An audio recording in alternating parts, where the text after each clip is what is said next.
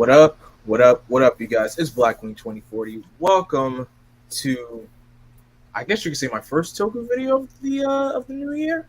But anyway, welcome to the first ever full-on Sentai discussion of the most recent and concluded Sentai, Avataro Sentai Donbrothers. And I got me some great special guests here. I got my man, infamous black man in Japan, Mr. Cooper 92. How are you, my friend? Not good. Oh my goodness. Hold on.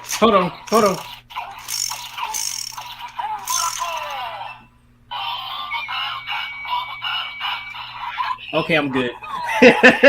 What's good, everybody? This is Mr. Cooper 92, the most famous black man in Japan with the sunglass sword. So hi. Show off.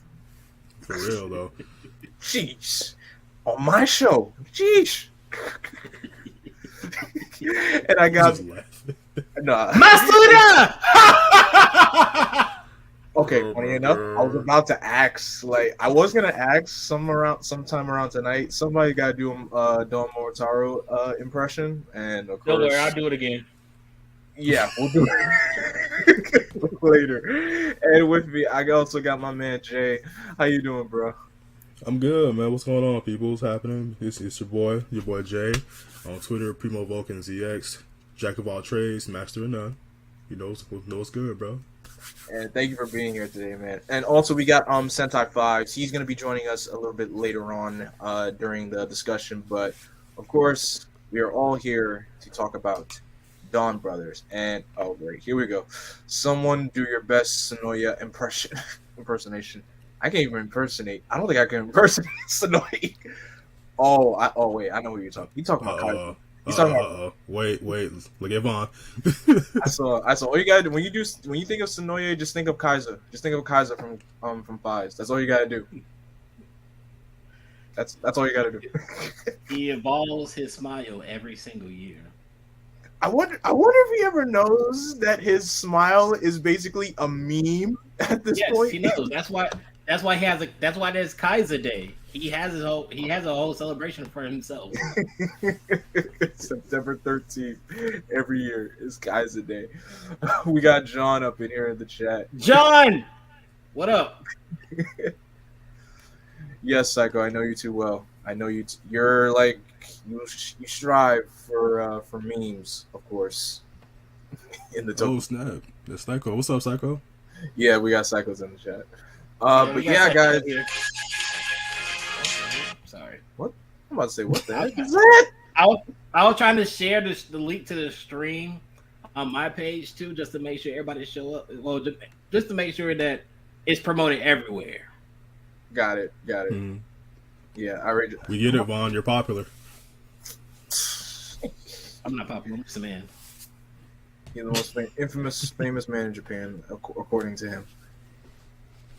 So Avataro Sentai Donbrothers. This show was it came out of the woodworks, came right after Zenkaiger, and I remember, to be honest, it was a sad day for me because that was the day I caught COVID, the day that those suits got revealed on Twitter back in December of 2021. What was your first impression of those suits? Vaughn, we can start with you.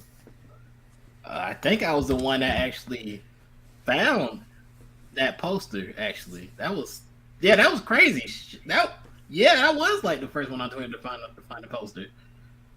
It was ridiculous because when I first saw it, I was just at work chilling.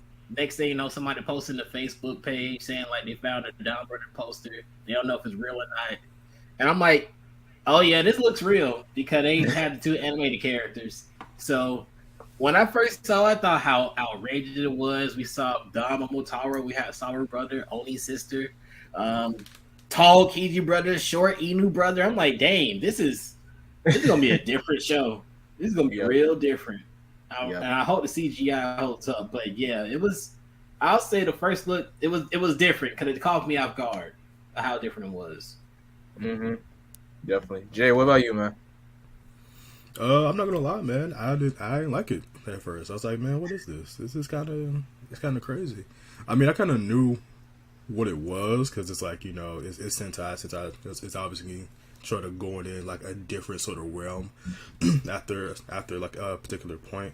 But I was like, yeah, like the red suit is dope. The yellow suit is fine. The blue suit with the fur reminds me of Garu from Key Ranger, but the CGI, I don't know how that's gonna hold up, especially because I saw like the one photo of them all lined up on top of a roof, and like they had the render of both Kiji and Inu there, and like it looks off, but I can see how they tried to incorporate the CGI into it. But let me at least wait to the first episode and see how it went, and thank God I did.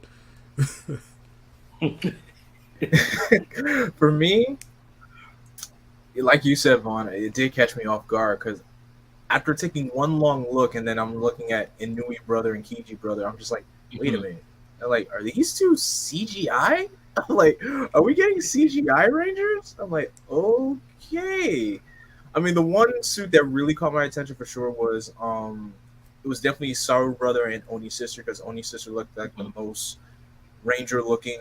One, she was the only girl in the on the team, and like you said, Jay, Saru brother reminded me of Garu from Key Ranger, which Garu is actually one of my favorite Blue Rangers as well. So it was, again, it looked very different, especially with the name just called like Avataro Sentai Donbrothers. I'm just like, interesting name, but and especially the names of the characters like Don Momotarō, Oni's sister, Kiji brother, Saru brother, Inui brother. So, and the more shout out to Tay, who told us like the real facts behind Donbrothers is basically based off the Japanese folklore, the tale of Momotarō, which is a very well-known folk tale in Japan. So you learn something new every day. So I definitely learned something.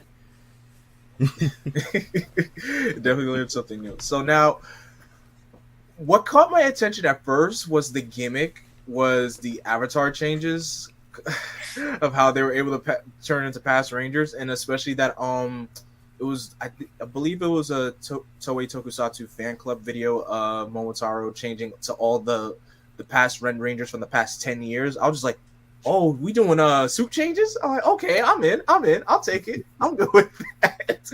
All you had to do is just bring in suit changes and I'm set.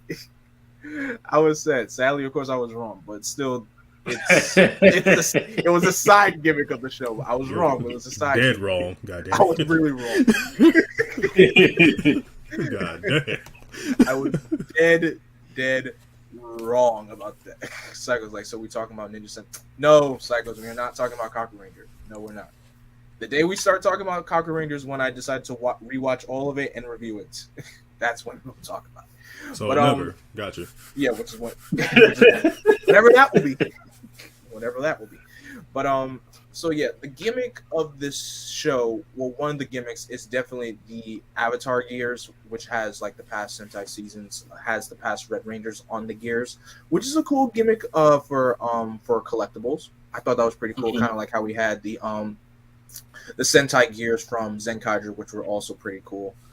And when the first episode premiered, I really did not know what to expect from the show, other than like right from when the team first start fighting together, and then we see Momotarō transform into Zenkaiger. I was like, "Oh, is this what we doing?"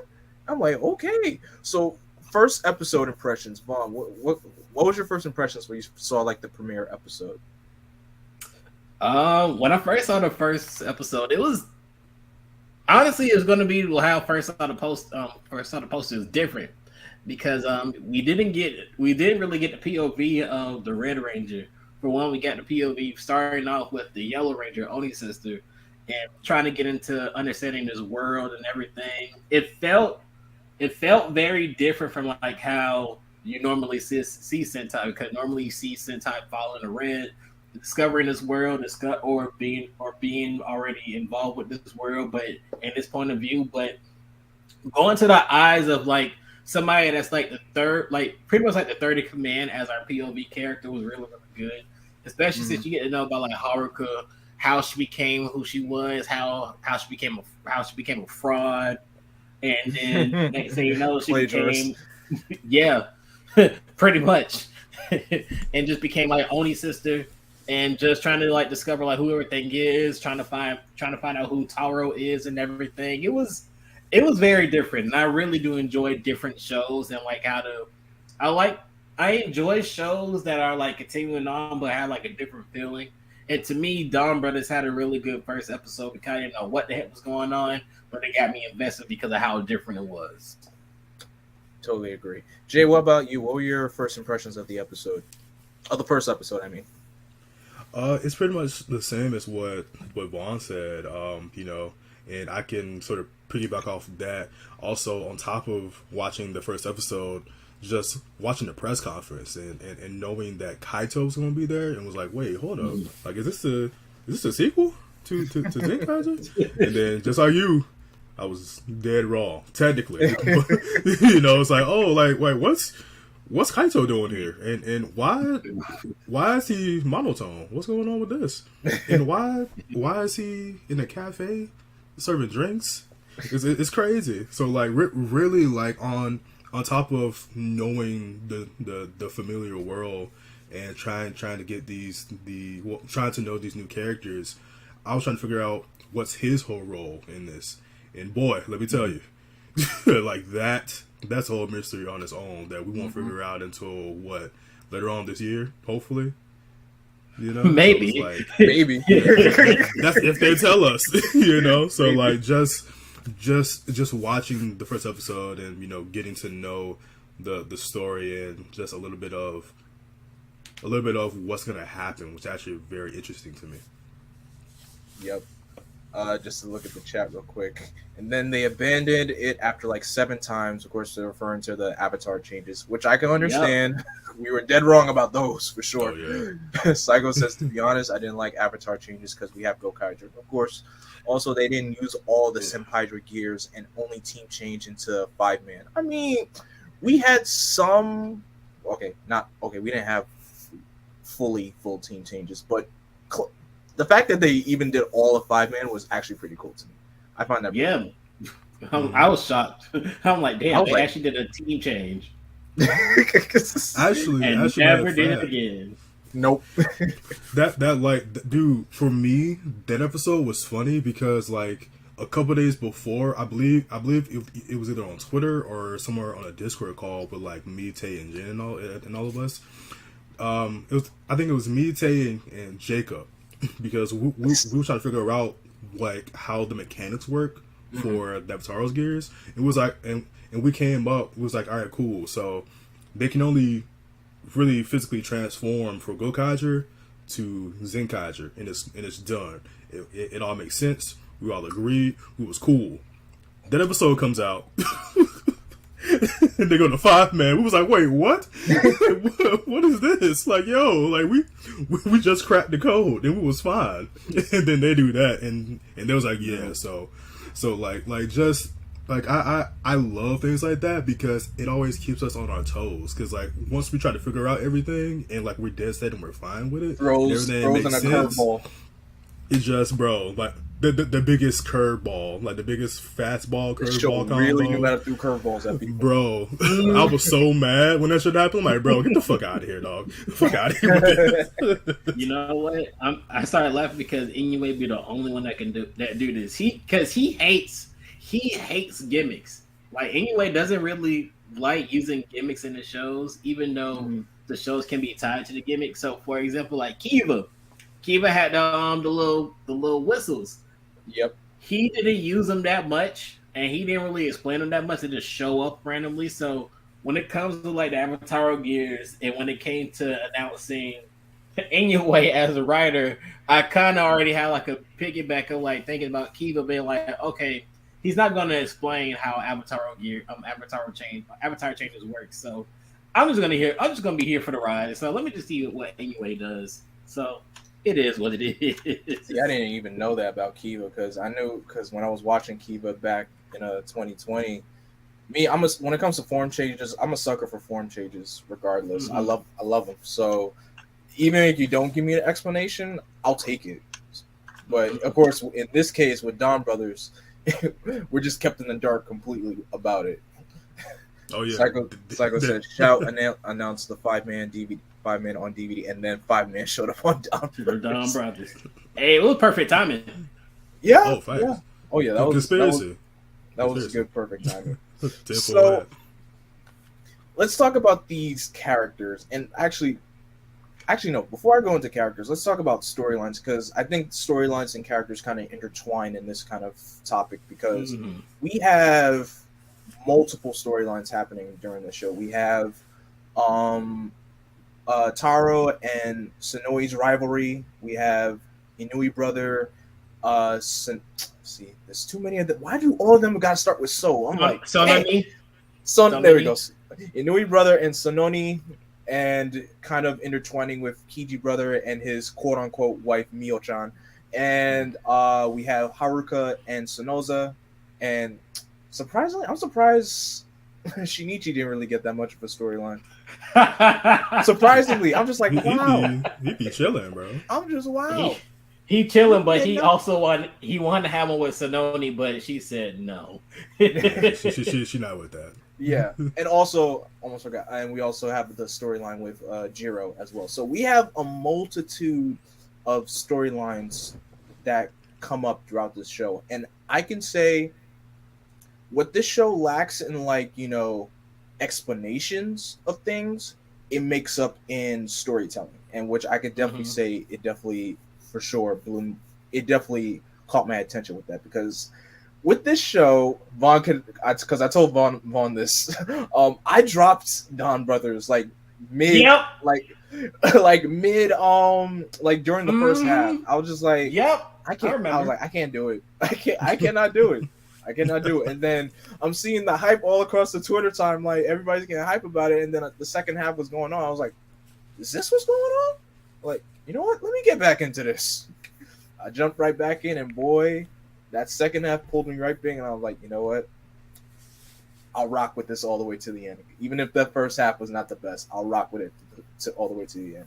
So I want to start with storylines. I want to talk about Jiro's storyline first. Now, Jiro is, he's our second Sentai Ranger that's Sentai 6 Ranger that has two colors, a gold and a silver, just like Noel from Lupat. How did you feel with him having like this Jekyll and Hyde personality, like Don Toradora being like this savage who wants to like literally beat the crap out of Taro, versus his dragon form, which is like basically his calm, mellow tone form. Jay, let's start with you. I loved it 100%.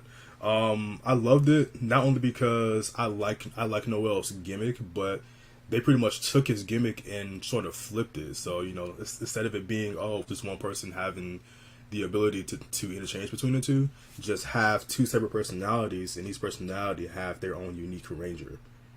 You know, like I love how they flipped that on his head. But the one thing I don't like about like Jiro's not really Jiro himself, but like just his outfit, I don't like the red on Turbo.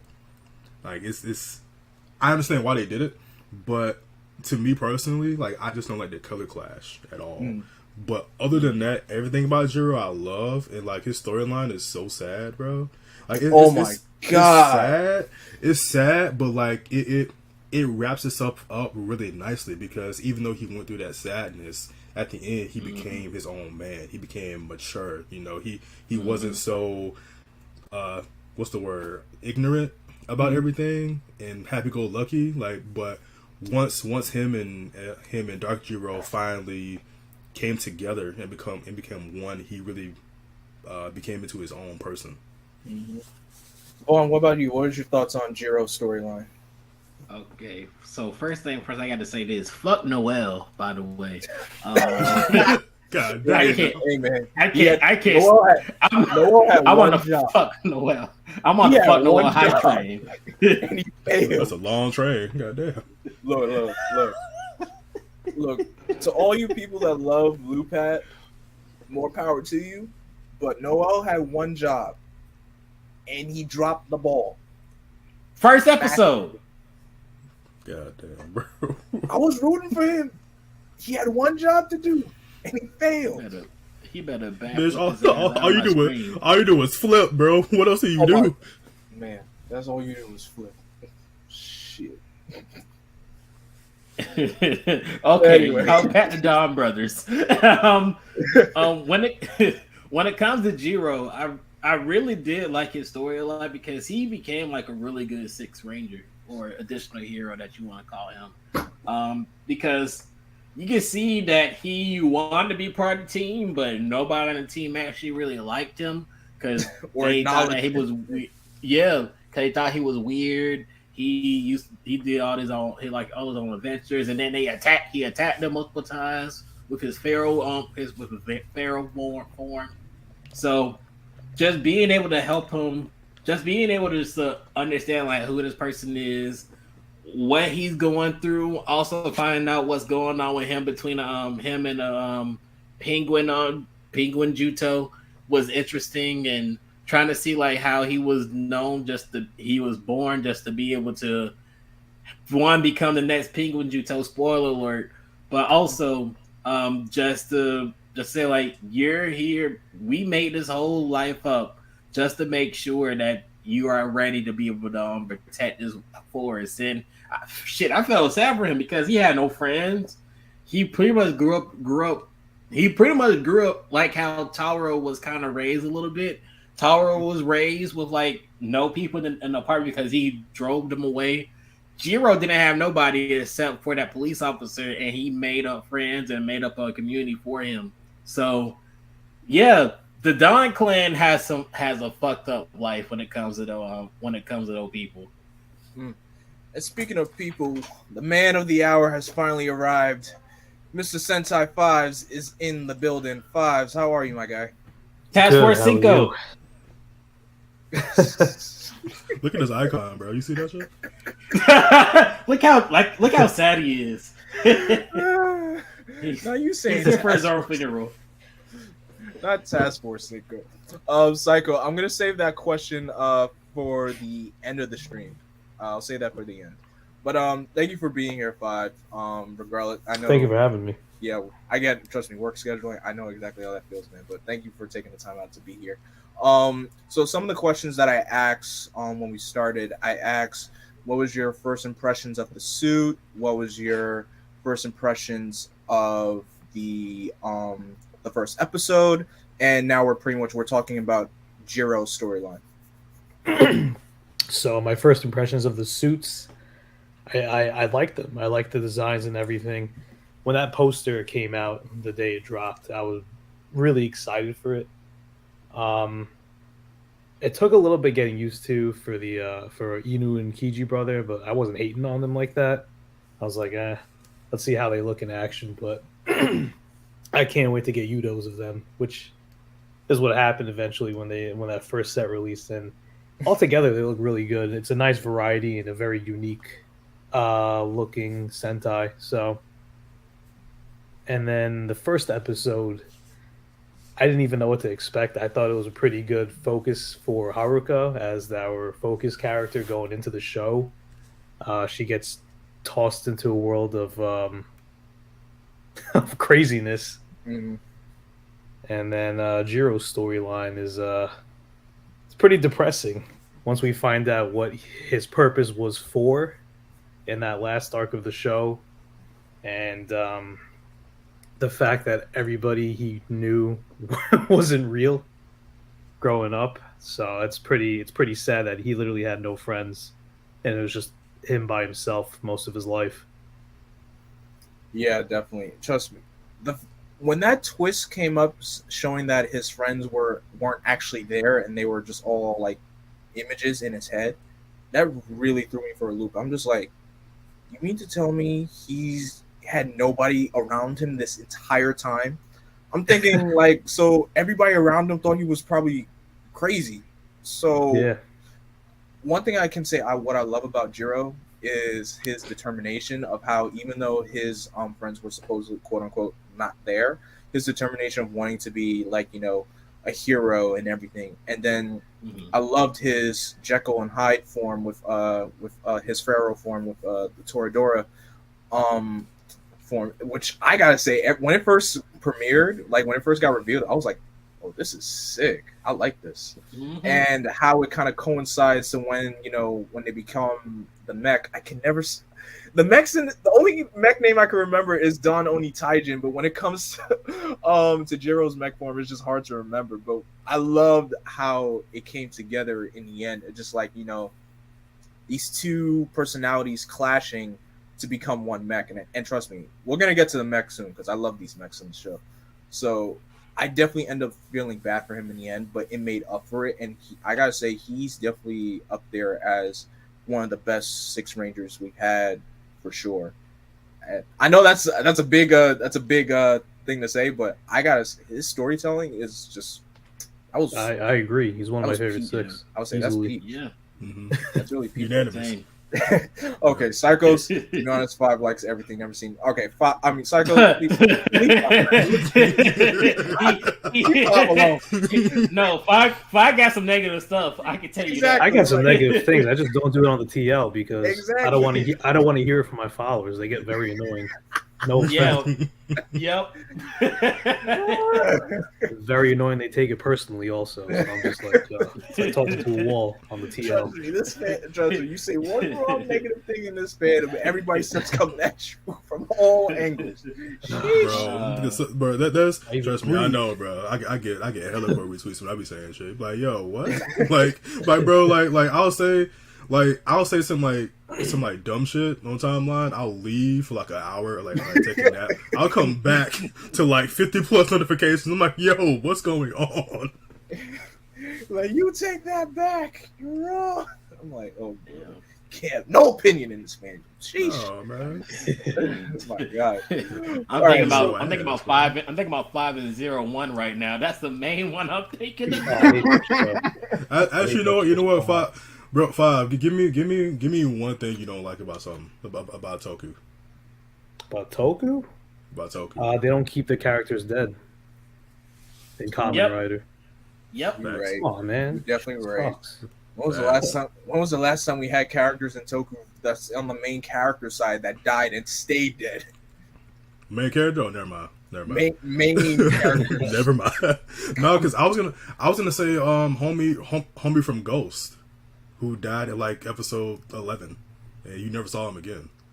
Wait, I'm trying. Oh, Sayonji. Yeah. Sayonji. Oh, Yeah. to do with the teeth? Yes. Yeah. That's perfect. That's the perfect way to say it. Yes, him. Yeah, him, man. No, you know. I'm surprised I Like, even remember his name. Good Like, God. bro died. You never see him. Never throughout see the him show. again. But Ghost was like damn near almost 10 years ago. You know? That's crazy. That is crazy. Good God. I'm getting old. Sheesh. Anyway, on to the next storyline I want to talk about. This is probably one of the best storylines in the entire show. The storyline with Anui brother, Sononi, and Kichi brother, Miho-chan. This story arc drove me up the wall because the many times the Rangers like just run into Inui brother outside of his Ranger form, they just think like, oh, he's a convict. What do we gotta do? Somebody call the police. And like next thing you know, it goes deeper and deeper. And then what I love about this is how Sononi is interested, she's attracted to learn more about what love is. And with Anui brother, oh my gosh, let me not call it. What's his real name? Good God. Tsubasa. Thank you. Okay, Tsubasa. Shit, that's way better. That's way better. Jeez. With Tsubasa, literally chasing Miho-chan, I'm using in quotations because Tsuyoshi thinks this is his wife that he loves and dear. And let me tell you, anytime you come for Miho, prepare to have a psycho coming after your head. And I kid you not.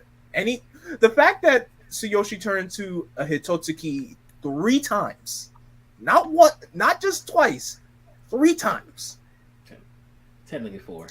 If you want to count the stage show, it's 4 times. Okay, if we're counting the stage show, 4 times. But I'm talking specifically in show 3 times. I have never thought I would see a Ranger stoop so low and become the monster of the week.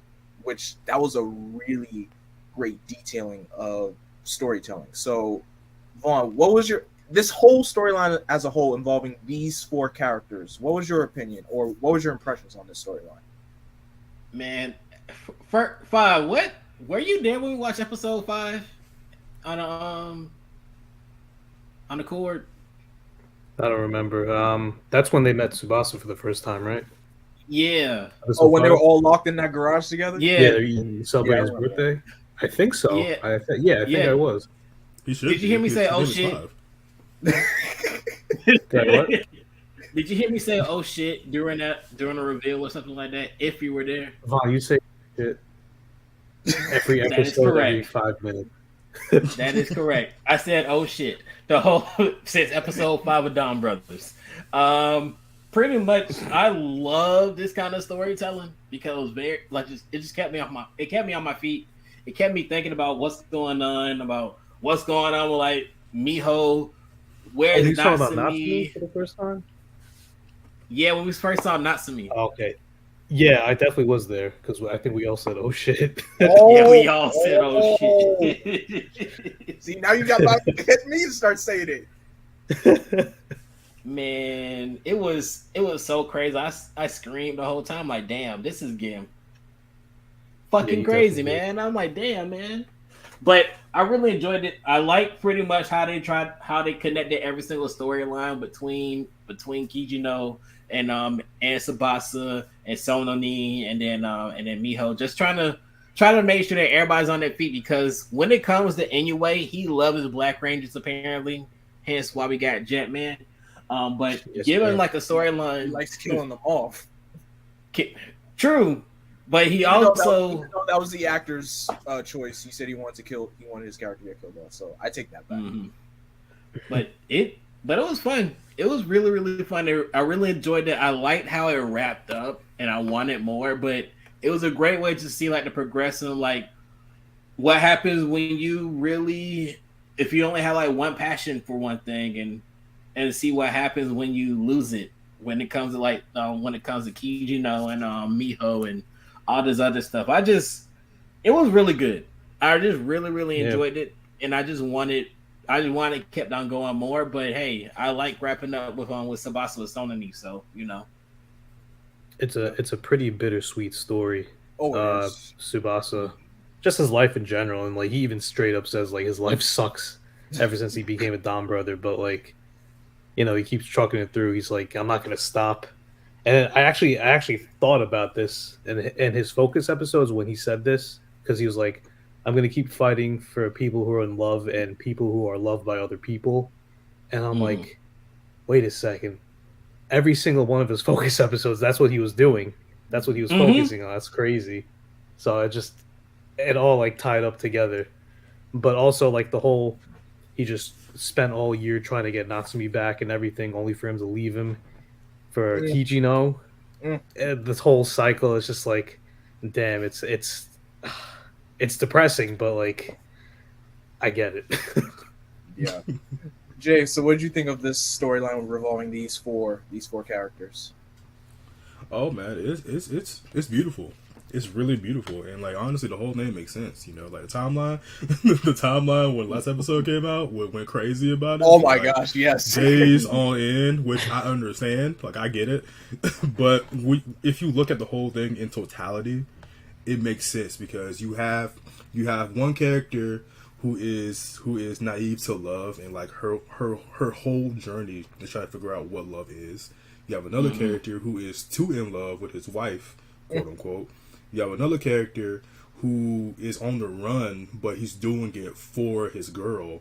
And then you have like I guess an amalgamation of another character who is fulfilling a fantasy of one character, but it's looking like another character. So like the whole thing is like it's all twisted, but with how it was written and honestly how it was acted, it was perfect with everything, and how everything ended. To me, it made sense based off how everything went down. You know, like it didn't really make sense for Natsumi to get back with Tsubasa since most of her memory, or what she remembers for the past year was everything with Kijino. Mm-hmm. So of course, you know, she's not gonna be still in love with somebody who she hasn't seen for a year. She's gonna be in love with somebody who she spent most of her time with. You know, so yeah, so I agree with Five saying, hey, you know, it's bittersweet, but it's also life. You know, like sometimes your first girl or your first man or your first significant other isn't gonna be there forever. You know, It'd be like that sometimes. It really does. Ooh, dead ass. You know, for real. That's real talk. Wow. Yeah, For me, real life. oh my gosh, I think the story hit peak for me was when I don't know which episode that was, but when Inui brother came over to when Tsubasa came to Tsushi's house, and he was literally talking to the doll that he thought that was his wife. I was just like, that right there just made my jaw drop. I'm just like, what the hell is going on here? I was like, is this man going nuts or what? Even Tsubasa was looking at him. I was like, dude, what is wrong with you?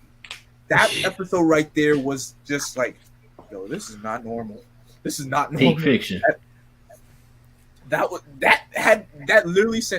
episode literally sent chills down my spine.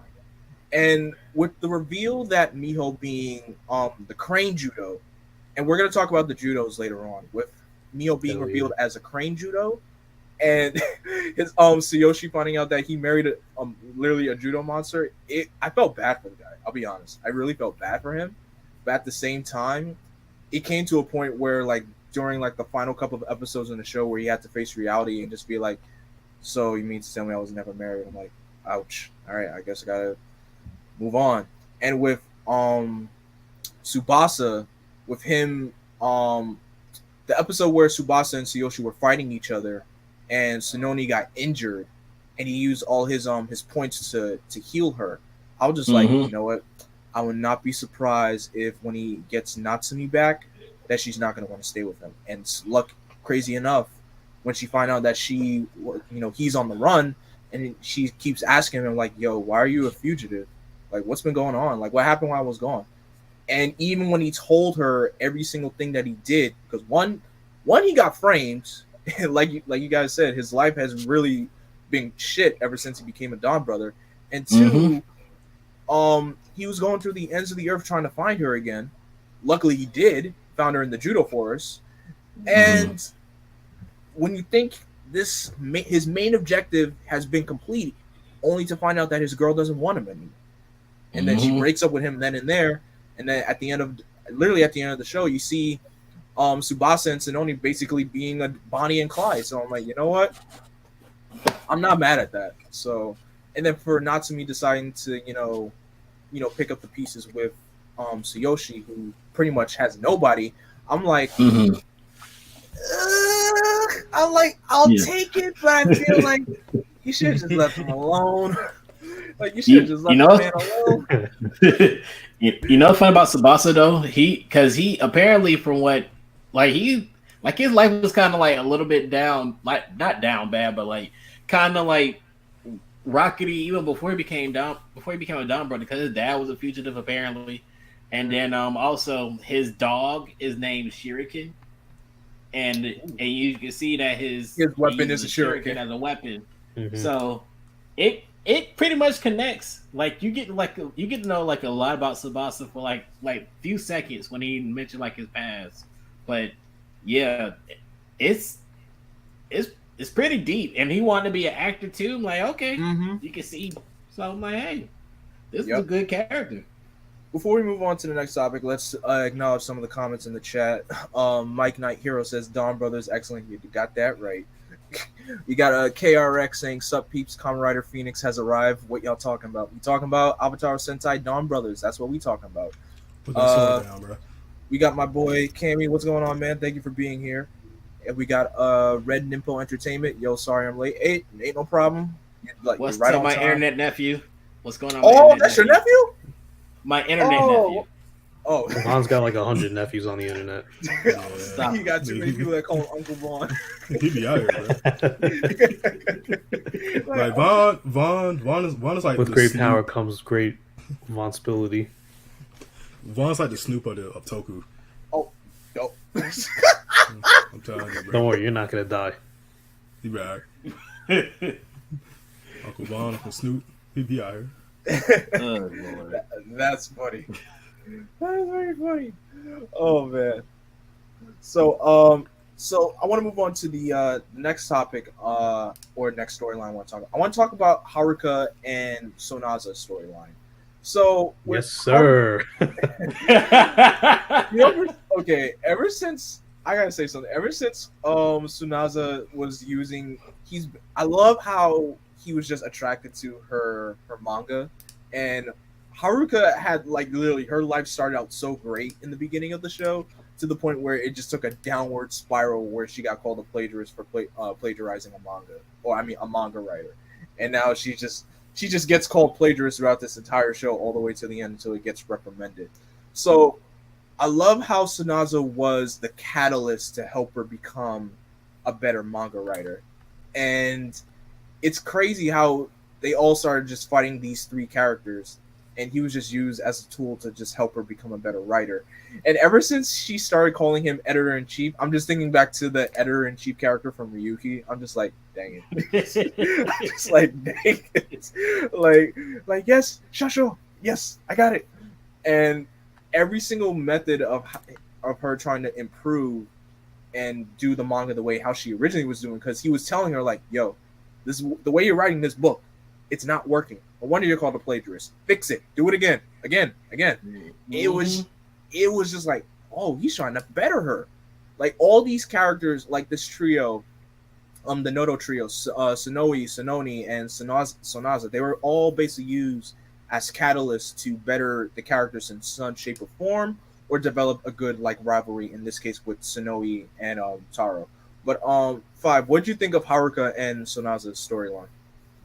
Oh, it was the most wholesome thing I've ever seen in that show, easily.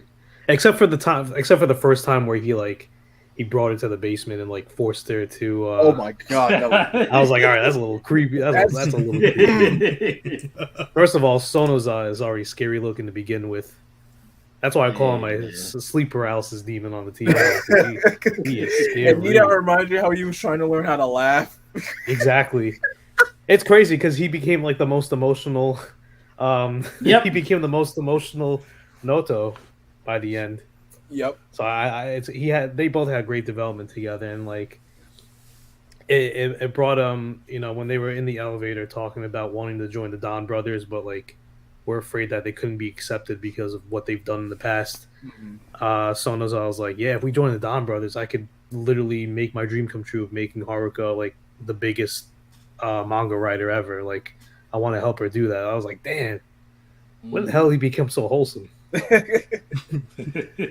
And then like in the second to last episode, Haruka was like, yeah, my manga's gonna get serialized. He's like, what? Oh my god, let's go work on it. You know, he found a passion, he found a dream, he found a connection with Haruka. It was great.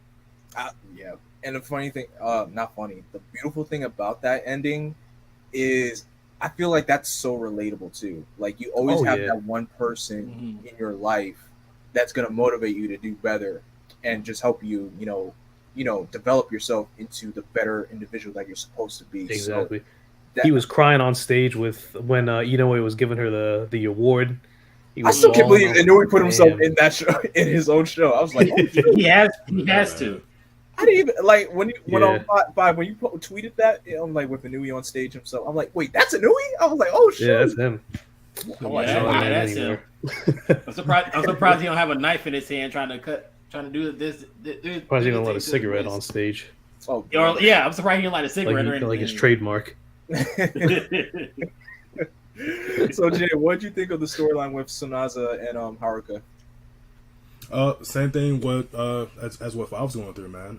Like that whole story was great, and honestly for me, it's definitely relatable. Just trying to like essentially doing your thing, something goes wrong, but you still have like that one person wanting to push you further into your passion to what you want to do. And like that whole thing is honestly great and heartwarming on it. I really don't have much to say because pretty much Five said everything I was going to say. You know, so thank you, Five, for that. No But, problem. yeah, You can still man, repeat what I said. It's fine. No, you're good, man. Like you hit it like right on the money, man. Because I mean, really, other than that, it's really not much to talk about it because that's really their whole storyline, you know. Yeah. So, Vaughn, what did you think of Haruka and Sonaza's storyline? Retweet. I legit said retweet everything both of them said are the same thing that I like. One thing I did like about Sonaza was pretty much him trying to like he's legit one of the best Noto that we had. Like he was like one of the best ones, even though they were all great. He was one of the best because he had Murasame. Murasame saw how strong he was, and pretty much he used Murasame to like just to like be stronger, just to also. Oh, that reminded me too how he used Haruka's manga to calm down Murasame when he was going. Oh my berserk. gosh! I was before when I they jump back explained into the show. Oh no! Yeah, Born Vaughn, Happiness. look who it is. That's true. Vaughn didn't watch Donbrothers.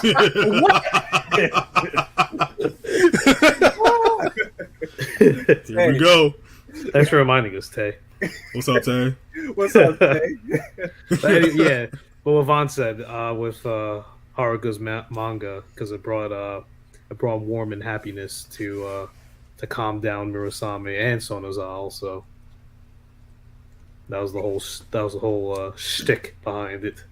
Mm-hmm. And the funny thing is, before when I jumped back into the show and I saw that Murasame was, I thought it was like, why is Murasame wrapped up in newspapers? Like, and then I find out like, oh, it's the manga. I'm like, oh, Yeah. And it made perfect sense. It made such perfect sense. Sonoza gained a lot of respect for me when he was the only one who could use A psychotic Murasame. sword. Yeah, without being corrupted. I was like, all right, maybe he ain't so bad after all. Yep. Oh, speaking of Murasame, we're gonna take a detour. Sure. Murasame, oh my gosh, when he first came on the scene, I was like, are we getting Evil Rangers again? I'm like, is that what we're doing? I mean, we kind of got that with Stacy, but we all know Stacy defected to the Zenkaiders in the end anyway. Murasame, I had high hopes for him. I was just like, and then the more they used him or kind of used him, I was just like, so even before the final episode aired, I was like, what's gonna happen to Murasame? I was like, of all the characters in the show that's gotten the storyline, he's the only one that feels like he's still in the dark. And mind you, his design is dope. His design is freaking dope. But in the end, I just feel like he got the short. I feel like he got the short end of the stick. But I remember Jay telling me this. Sure. He's basically the character of like who's still trying. Like again, he was kind of going through what Jiro was going through. He was trying to find his purpose in life because he would only do what the voice mother would tell him to do. And he was like at first he was he's that one character that's always looking for a challenge or always looking for a fight, and that in the end he realized like his life is not all about fighting. So I get that, but I feel like there should have been more. They yeah, I agree. They definitely fumbled the bag when him and Jiro started getting close. That one episode when they were talking about the whole like finding their purpose, finding their path, and everything, and then because the next time they meet each other, Murasame kicks his ass and puts him out of commission. I was like, "What? I thought you two were gonna be friends or something." And that was like that was like 3 to 4 episodes that Jiro's out of commission. Yeah, he beat the dog shit out of him. God damn! Like Evil Rangers are back to give the smackdowns. Like, bro was missing in action for a good month, bro. Like, god damn, what did he do to you? Yeah. Like the really the only high hope I had for Murasame was that relationship between him and Jiro, because that was pretty compelling enough as it was. Their conversation, and then you think he was going to join the Donbrothers or at least help Jiro out in times of need, but it went nowhere, unfortunately. And I get like he wasn't planned for the story or anything. He was just put in there because Bandai wanted another Purple Ranger. Good old toys. Good old Yeah. Bandai. And Giving like us how those toys. Inoue doesn't really handle a lot of, doesn't really care to handle certain things either. So it's like, all right, it is what Yeah. it is. But hopefully, Gears. maybe he can get like a TTFC episode of something, and that's it. This may Call be it a day. This may be doing too much in the shows. I kid you not. I mean, I'm glad he did join the Don Brothers in the finale, but like, it still leaves us wanting slightly a little bit more, Mhm. at least for me. Hey man, just go to his cafe shop in a couple months. Yeah, he takes over the Cafe Don Bro. Yeah, for sure. But again, I still think Murasame is cool. I mean, is he gonna be in Don Bros versus Zenkaiju? Yes, sir. Yeah, Okay. he's Yep, the he's in cafe it. owner. Okay. So I hope to hopefully they could, I guess, rectify or continue. Or Oh, give also him another something. thing. I don't mean to cut you off. Another No, you're thing good. about Murasame. He should have never gotten Don Oni Daijin. He can't. He loses it at every time. Damn. You know, His one win was against his future self. you know, I was I feel again, I was looking forward to, first of all, the fact that he even got a mech form in the first place. I thought it was gonna be dope. And then for him to lose so easily, I'm just like, this Every is sad. time. I'm like, this It is was so sad. bad. It was really bad. How are you gonna have a raw mecha like that and then not put up a fight? I was, Again, Fumbled he's still like a child or whatever. He's still growing, but I still. was sad. Just freaking sad. So anyway, let's go back on track. The next storyline I want to talk about, of course, everyone's probably favorite one, Taro and Sonoe. Yes. I don't know why, because I know this is the vibe Anui gives off, but I felt like I was watching Fies with Kiba and Takumi. Oh, absolutely. That's what I felt like with this rivalry. And when the reveal came on, to be like, wait a minute, Taro, you're Don Momotarō? I'm like, Sonoe, you're a Noto? I'm like, that means we're supposed to fight each other. And I love how the rivalry built up from the reveal of each other's identities, and to the point where they had to have that duel. Which episode was it of the duel episode where everybody 27. when they started just popping up out of nowhere, just doing random stuff, trying to interrupt the duel? 27. Yeah, that was so it was episode 27. Yeah, damn, he's on it. Oh, Jeez. One of my That's favorite episodes ever. Like, wow, you sure you got notes Like- next too? Because Like, bro, No, I reference He that really likes episode it. quite a lot. So bro, Black Queen didn't even finish the sentence. He's I like, bro, know. like Yeah, what 27. episode? 27. I got the number. 27, bro. That's what it is. I'll tell you 32. Yeah, he about and 32 as well. I'm about to say, like, if Five will always say 27, 32 when it comes to Don Brothers. Bro, I don't use the word peak, but those episodes were peak. Peak fiction. But definitely this rivalry definitely reminded me of those two characters, Takumi and Kiba from Fies for sure. And I gotta say how I feel like Taro definitely imprinted on Sonoe as the show progressed, from even going into like the back half, like the last 10 episodes of the show, including to the part where Taro's in the judo forest and Sonoe spins the wheel of forgiveness.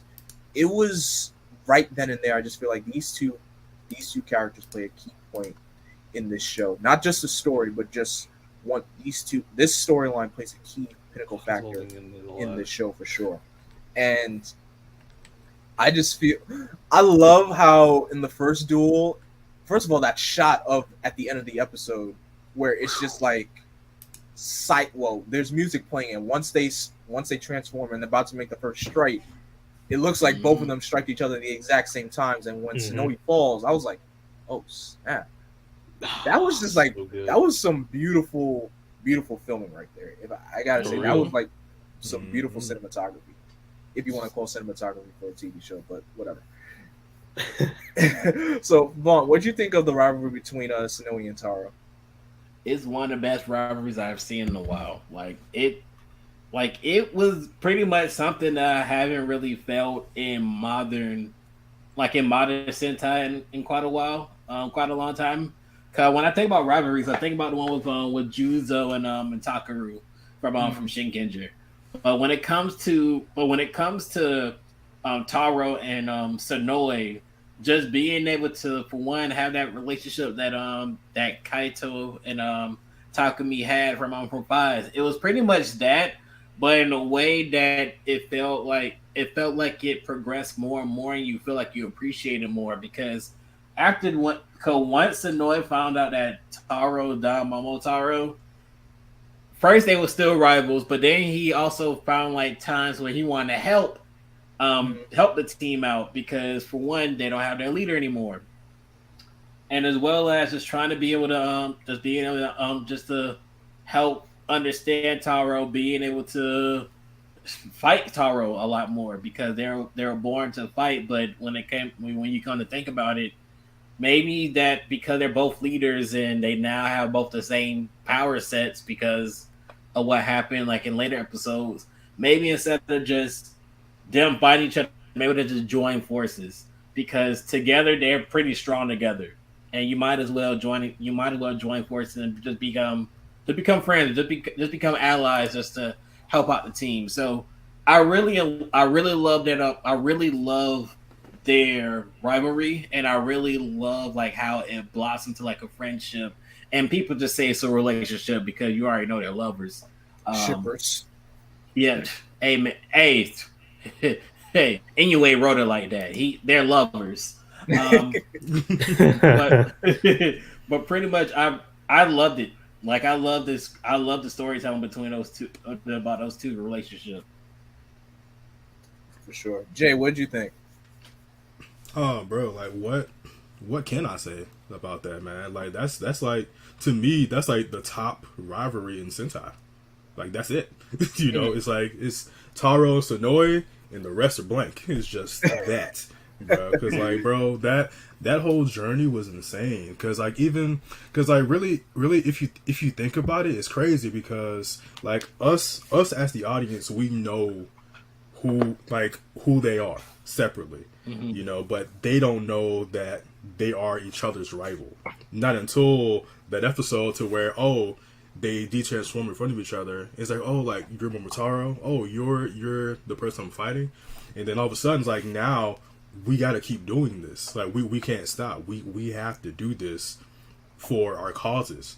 And then when episode 27 happens, you know, that whole thing, and then Sonoe's revival, that was insane. You know, just having that revival with your enemy's power, and then not only that, at the end of it, you eliminate your enemy. It's like, oh shit, what the hell? But then it's like, oh, on top of that, Sonoe helped out the Donbrothers to get Taro back. You know, so just that whole rivalry is completely interesting and twisted in itself. And also, I feel like if it wasn't for Sonoe warming up to Taro, and by extension the Donbrothers, then the other two might not have done the same thing behind him. Because once they saw and started to realize what was going on between those two guys, then they started to hop on with trying to intertwine themselves with it even more than they usually did. A couple of comments from the chat.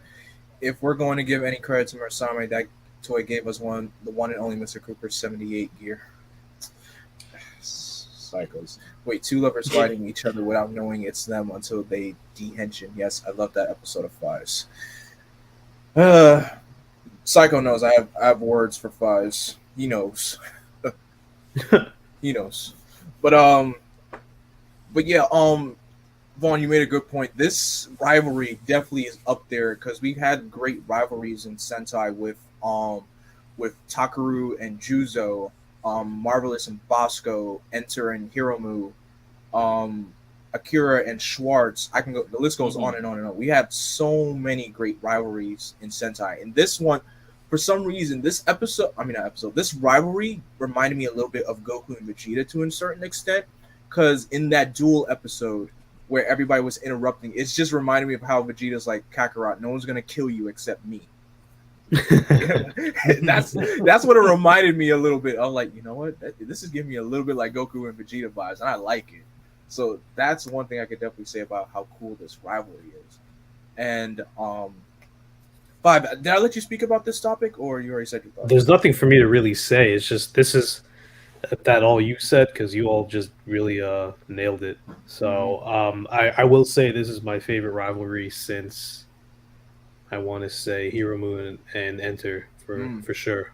It's that important to me, especially episodes 27 and 32. Those fights come in full circle like that is crazy. Actually, you know what? Let me rearrange the list. Okay, so it's gonna be number 1, Taro Senoi. Number 2, Hiromu Enter. The rest are empty. There we go. I really have no top list. I'm surprised none of y'all even brought up Yamato and Bangray. I'm surprised. It's messed up. Bro, Bangray, bro. That dude was on Demon Time 20. Bangray was ruthless. Let's just say that he was ruthless. Yeah. Demon Time, but I got a top 4. I think for my rivalries. Oh, Aki Top makes a 4? good point. John and Rio from Gekken Ranger. How could I forget? That's another one that's up there for me. That's another one. John Takaru and Juzo for me. Takaru and Juzo is a classic. Oh, yeah. Big fact. You got the fake Red Ranger who was thought to be the next in the clan to fight Samurai Maniac, which and boy, those fights were beautiful. Man. I did just remember something to keep going with the Senoi thing. Like the episode after they detransform and they figure out each other's identity, like the first time I saw Senoi exploit Taro's weakness for always telling the truth, and then him capitalizing on it, like that shit was crazy because he felt bad, like he did not want to do that, but he's fighting for his cause. It's like, okay, like I understand what I'm about to do. It's gonna be some fuck shit, but I'm doing it for my purpose. And then once he does it and he felt like horrible about it, I knew something was up with this. I'm like, okay, of course he's coming back, but what's up with Senoi? How does he feel? How does he take it?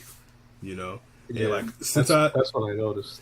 Since I don't really like delve into the psyche a lot of times when it comes to characters and whatnot, so to see something like that, especially on the enemy team, felt different. Yeah, absolutely. That's why I noticed they were starting to change a little bit, because that's why I actually started noticing they had a little bit more emotion to them too, the Noto. Because in the beginning they were very emotionless, didn't understand a lot of things. Soulless husk. Yeah, and I was like, they definitely changed, even though Senoi. They all opening up. Psycho brings up some good rivalry. Actually, Psycho, I would switch Takamichi with Juro, because Juro it was basically between Juro and Garza. Takamichi was more like, Kyrie and Zamigo. Zamigo's barely even in the show. No, I wouldn't even put Kyrie versus Amigo. It's more like the Rangers versus Amigo, because Kyrie versus Amigo, no. How many episodes is Amigo in? Like 5? Oh my! No, not even 5. I think like might be right. Hold on, I think it's like 4, 12 or 13. He was absent like a majority of the show. Hold on, I'm pulling it up right now. Bro, like there's YouTube channel. Yeah, bro, there's a lot of episodes where he shows up but he don't do shit. He's just there. Yeah, he was in the show for 18 episodes. 18. Yep. He was 18 episodes. Okay, all right. It felt like 8. Let me reword the question. How many episodes did he actually was active in? Good question. Or how many episodes his actor actually showed up instead of doing voiceover? I have no idea. Bro, there's episodes that he showed up in, but he be chilling. Like he don't be doing shit. Guys, this is a Don Brothers live stream, not an LVP. Oh right, Oh, yeah, yeah. that's true, that's true. We, Sure. we not They better stop. we ain't Loop Pat purists. But since we're on it, fuck Noel still. He can't even use his own power. He can't even summon his own power up. That's so whack. Oh my god. Be a fucking acrobat fish. Worst Six Ranger ever. All right, back to Don Brothers. Yeah, back to Don Brothers. Anyway, so the next bit I want to talk about, our other trio of Noto, Sonoshi, Sonogo, and what's the last one? I have? Sonoroku. Vaughn's favorite of all time for some reason. No, my god. Sonoroku. Jeez, Vaughn. You know, for some reason, I don't know who was it that pointed this out on Twitter, but how they're the main weapons of the Noto are kind of like similar to Zoo Ranger. Because a lot of people did. It was Tay, wasn't it? I bet you. I think it was. I already know, bro. Because Tay be doing shit like that all the time. He be seeing things that we don't even notice. I'm like, oh yeah. No, for real. Like he do deep dives on shit. But I appreciate it. Yeah, appreciate the work. But yeah. So this other trio of evil Noto, I feel like we didn't get them as much, especially with when Sonoshi came on the scene. I was like, oh, what's this guy doing here? We got another Noto that we gotta worry about. And turns out once he brought Sonogo and oh my gosh, damn it. Sonoroku. Yeesh! I'm telling you these names. Sonoroku. When he brought Just think of Goku, but with an R. Got it. Goku with an R. That should Roku. be Roku. There we go. So yeah, Sonoshi, Soroku, and Sonogo. I really wish we got a little bit more with them, because I get what their purpose was, to bring them, like, you know, to bring the good Noto trio back to the side of evil. Like, as soon as they came in, it was like, what are you guys doing? You guys have one job to do, and you're not even doing that. What is going on here? Why are you guys being friends with the Don Brothers? Like, what's going on here? And even to the point where he even kicked them out of their base, which I was like, oh, that is, he just had them kick tail and run. Ouch. Mm-hmm.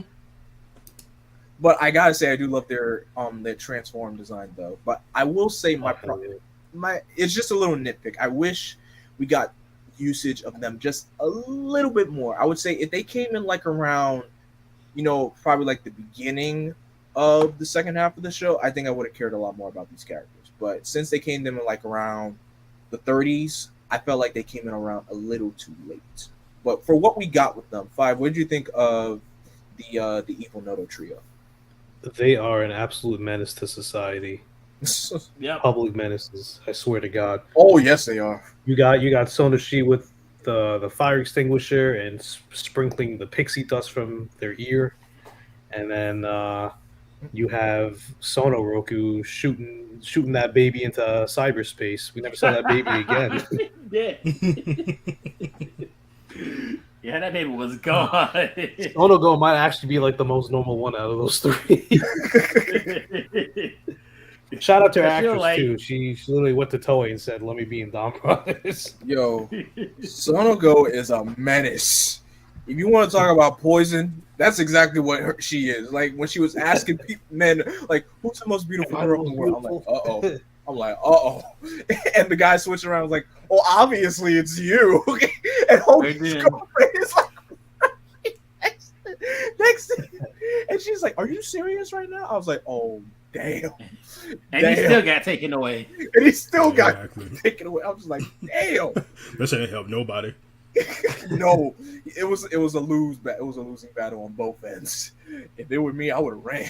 But then again, if I ran, I still would have got destroyed too. I was like, ouch. He was terrible. And Sonoroku, of all people, just being kind just for toxic reasons, just ridiculous. He's like, "Let me help you out with that." Okay, now I'm gonna kill you. I'm like, "Sheesh, He's a nice guy. Quote unquote nice guy. He's overly nice. Oh my gosh. And to top it all off, in the final 2 episodes, we get Sonona and Sonoya, aka Kamen Rider Kaiza and Yellow Racer, who I cannot believe she looks good for her age. Yellow Racer, number one, I did not know she was going through a cancer battle, but thank God that she survived. And number 2, I'm glad. I'm amazed that she came back to do something Sentai related. I am amazed. I was just like, oh, like once 5 you pointed that out, that was Yellow Racer. I'm like, that's Yellow Racer? I'm like, oh shoot. I'm like, she looks I heard great. rumors about it, but I was like, I don't know if that's her. I just don't know what she looks like, and she's wearing a wig. And then when the Don Brothers account officially like said her name, I was like, oh, it's her. That was amazing. Like, regardless of how many episodes, given the little amount of time that they gotten in the show, they made quite the impression for just being in the show for only like an episode and a half. So I'll take it. I really will take it. They was scary in the show. For sure. Psycho said, "Love how we keep saying Kaiser but not Jewelberg." Hey, look, he's more recognizable as Kaiser than Jewelberg. All right, let's just keep that apart. We know about 913 more. Exactly. That's crazy. Aki says, "I think Sonogo and Sonoroku should have showed up with Sonoshi instead of appearing later." I agree with that. I definitely agree with that. Oh, for sure. Yeah. Honestly, man, I wish they would have their own original costumes, but I understand why they couldn't. But it would have been dope. Oh, instead of stealing the yeah. Yeah. Or at least like have like a different color of it, you know. Or actually, making them look like a Sentai. I mean, they kind of do look like a Sentai regardless, but if they had like the traditional actually Sentai colors, you got like, oh yeah, we got a evil Sentai team. We haven't like y'all thought we forgot about those, didn't you? All they had to do was give us a green one. Yeah, we all need a green. All they had to do. Don Killer, bro. Oh my god! and Don Killer. You want to talk about off the wall episode? That one, good god! That episode. Legend says it's still fighting in space right now. Hey man, they're probably in like Neptune or some shit right now. No, they're probably in the next galaxy. Like just shooting lasers all across the nation. Oh my gosh. Let's talk about Zenkaiser Black, or as I like to call him, other Kaido. The goat. His the true hero. His presence always remained a mystery, or as Haruka likes to call him, Master. This man's presence just remains such a total mystery. I'm just like, and when he pointed that out, it was like, wait, what about Master? What about you? What do you contribute? Like, oh, I already am a hero in a different timeline. And just brought up the flashback of Zenkaiser. I was just like, wow, okay, I'll take it. I will take it.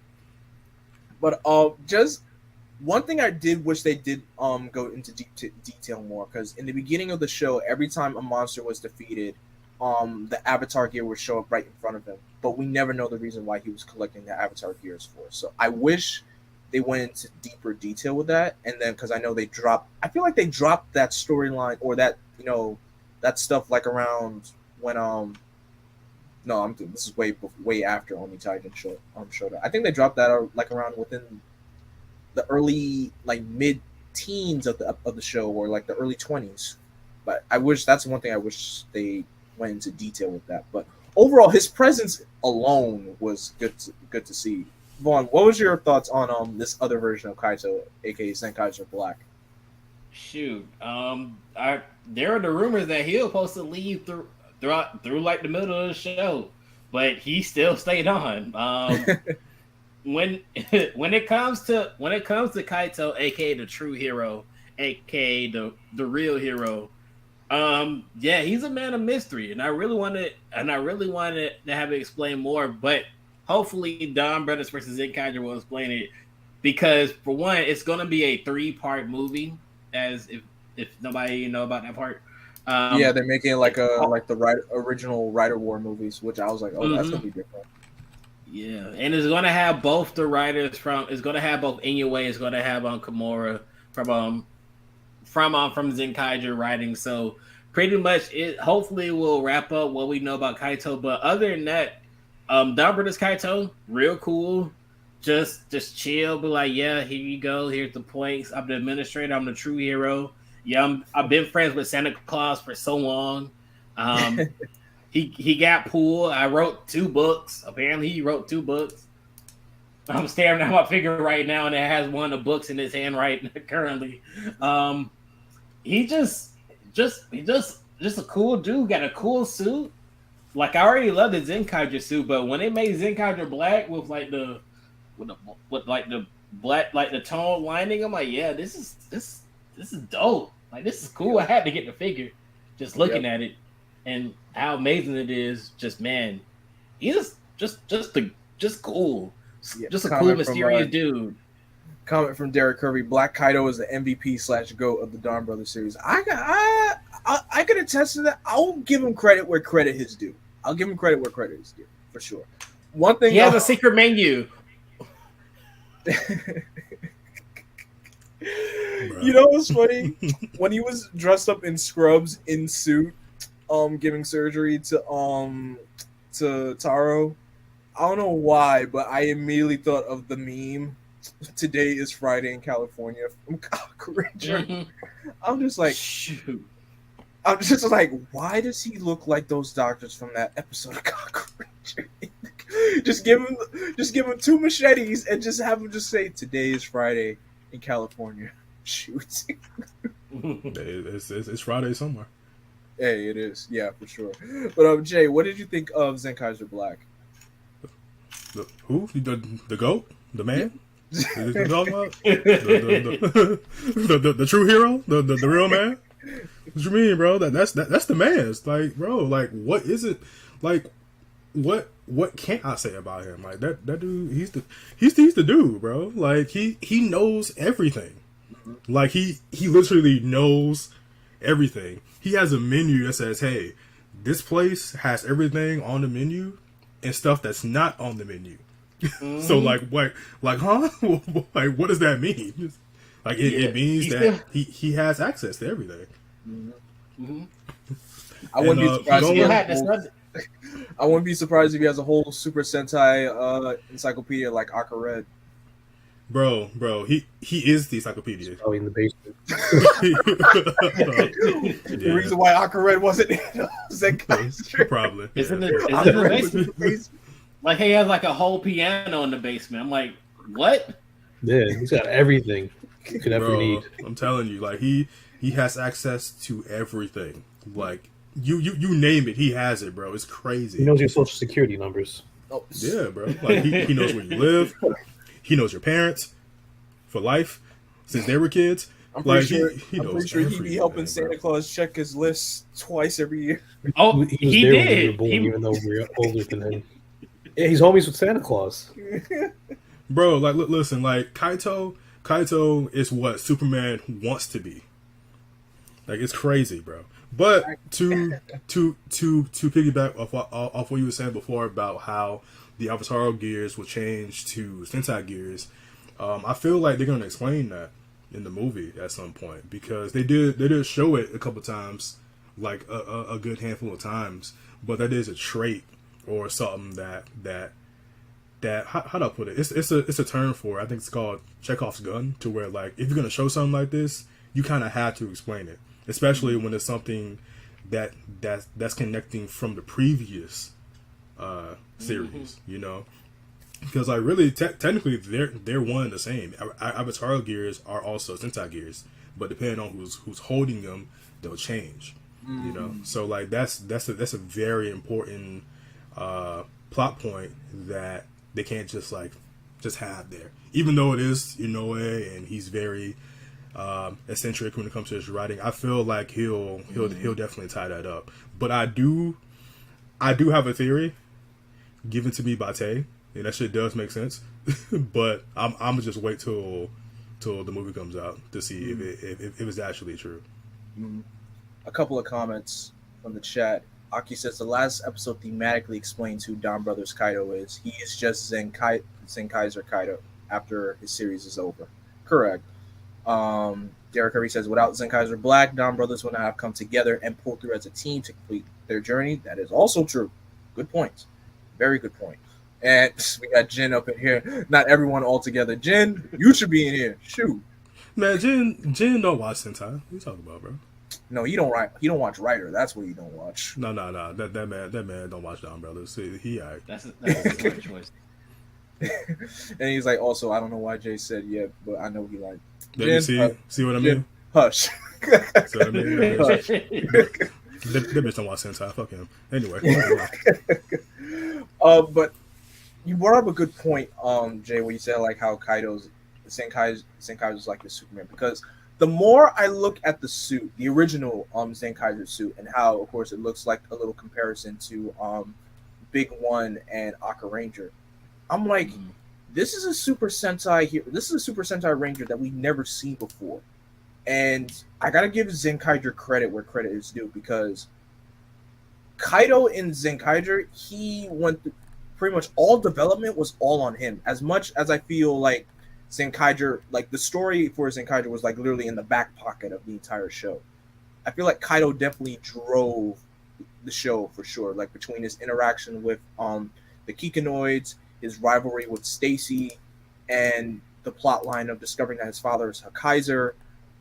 There's so much about Kaido that I'm just like, there's something about this character that just intrigues me. I don't know what it is, but I like it.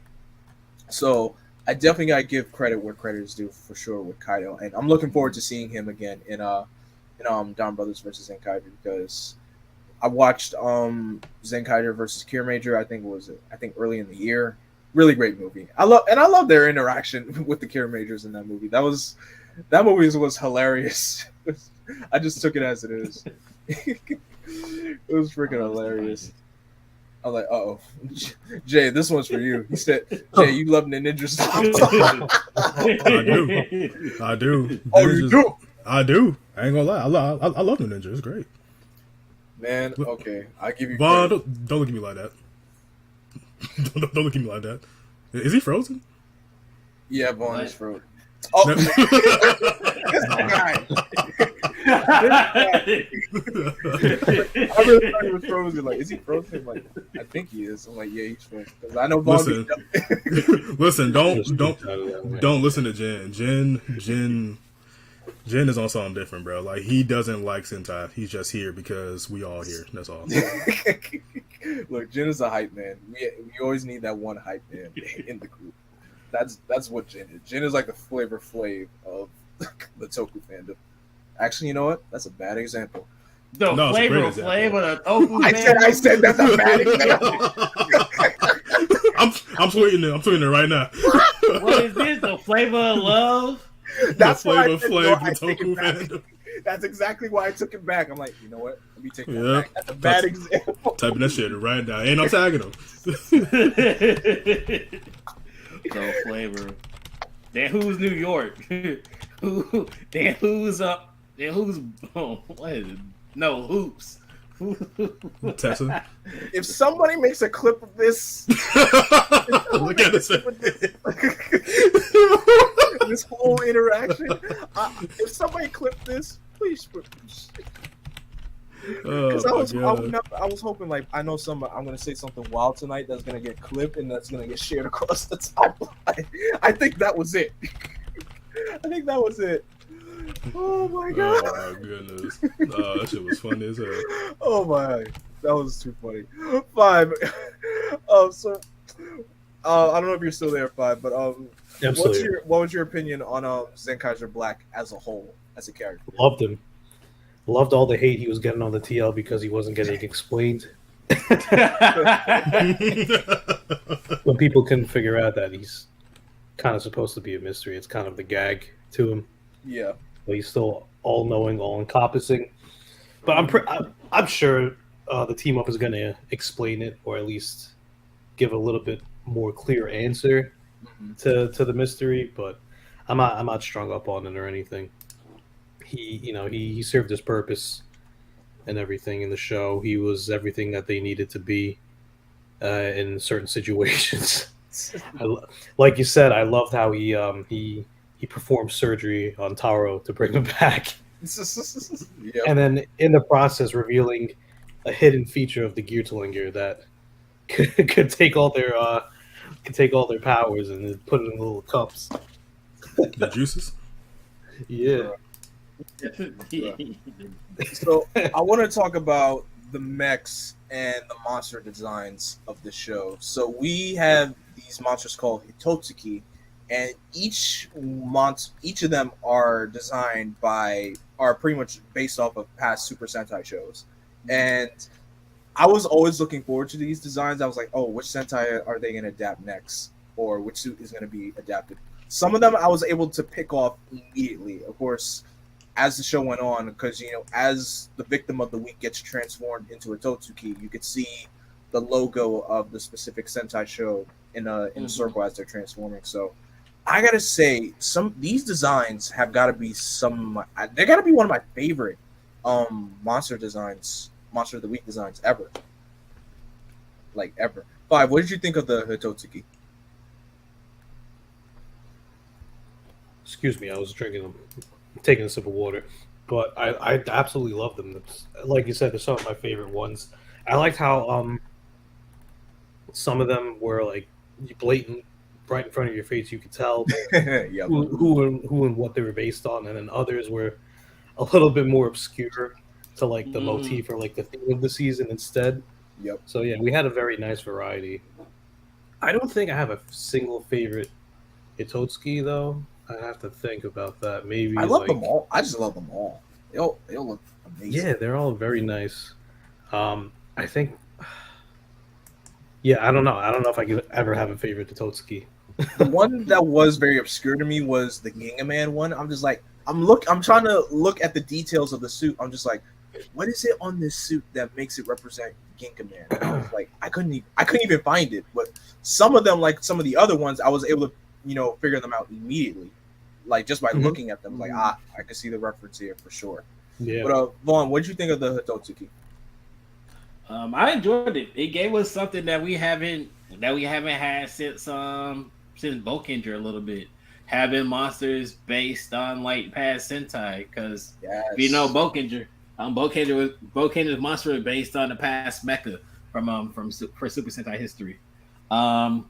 Just the one thing I love about the Hitotsuki was that 9 times out of 10, the character that's playing that monster, it has references to that Sentai. For example, with the Time Ranger one, they were wearing the Time Ranger jackets for. I caught that immediately. Yeah, Bioman. I had. Yeah, for Bio. Oh my God, Bioman. Bioman was straight up with Dr. Man and everything, and then just doing like the roll call. Bioman. Yeah. Oh yeah, man, when he did the count, crazy. I was like, oh yeah, that's Bioman for sure. I'm like, look at Monster and For the Man. I'm like, that's ridiculous.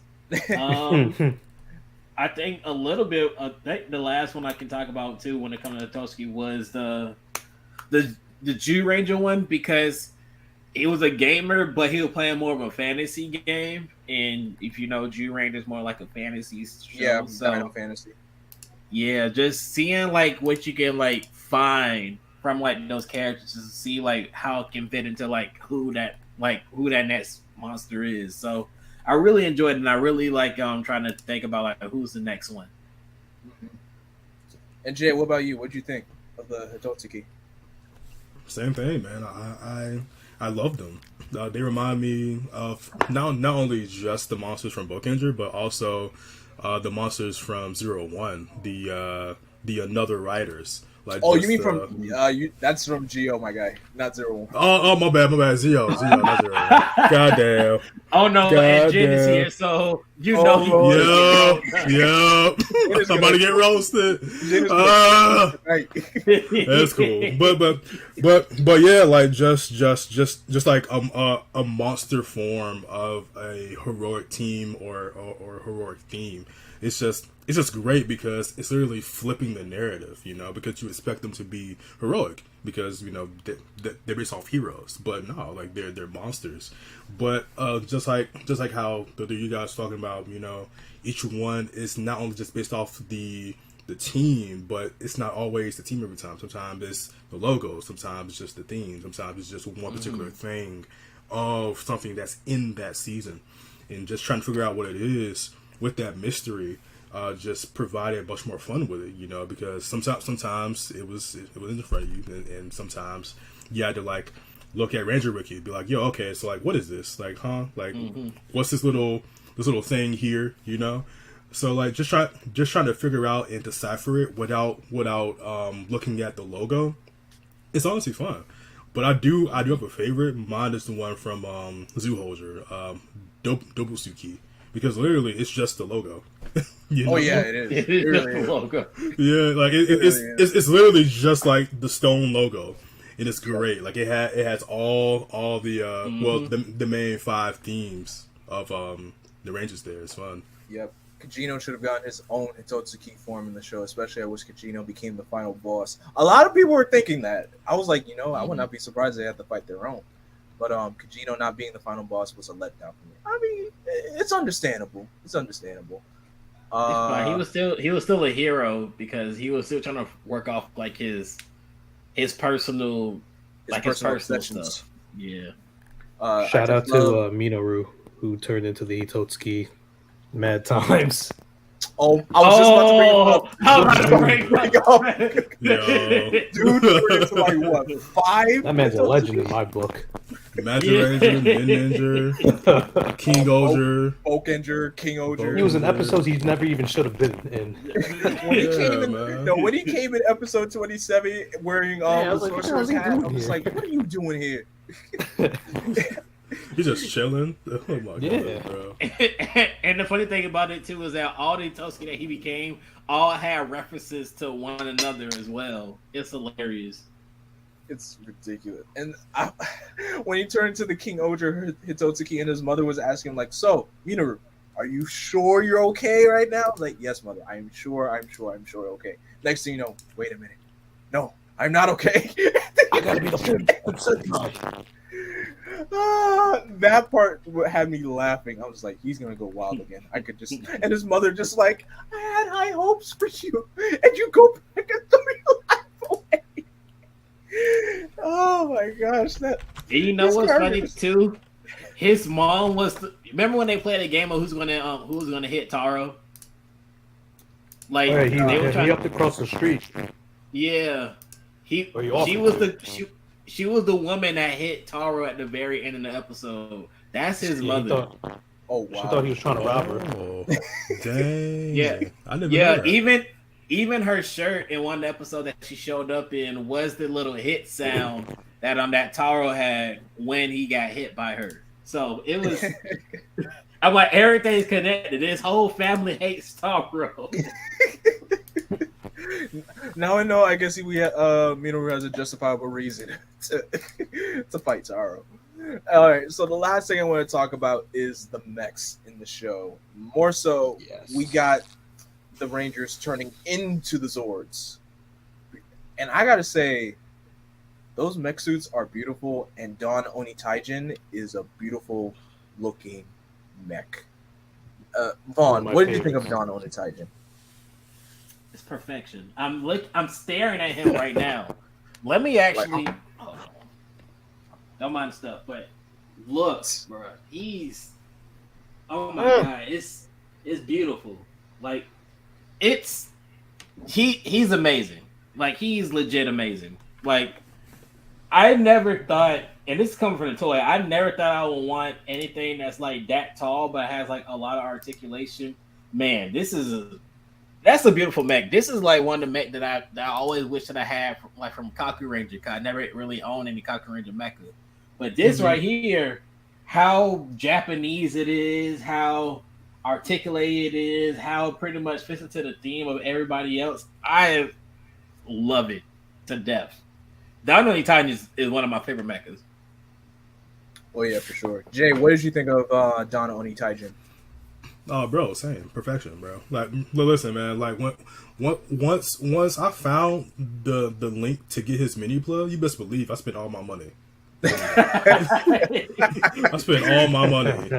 Like, immediately, I'm like, yo, like, I found this man, and not only I can build him, I can paint him. Instant cop. I got him, bro. Like, I got, I'm pretty sure you're gonna wait for it, but I also got Jiro's, man, and just the combination with him, well, them two, and Omakoshi Phoenix, man. Oh my god, it's beautiful, bro. Like, I don't get deluxe stuff anymore because I mainly get the mini plus.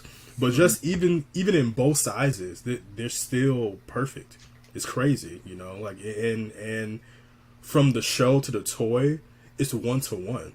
You know, like, you usually don't get that when it comes to toys because toys, they like to limit a lot of stuff. So just to get a articulate 1-to-1 accurate toy of a show and having it be so fun is phenomenal.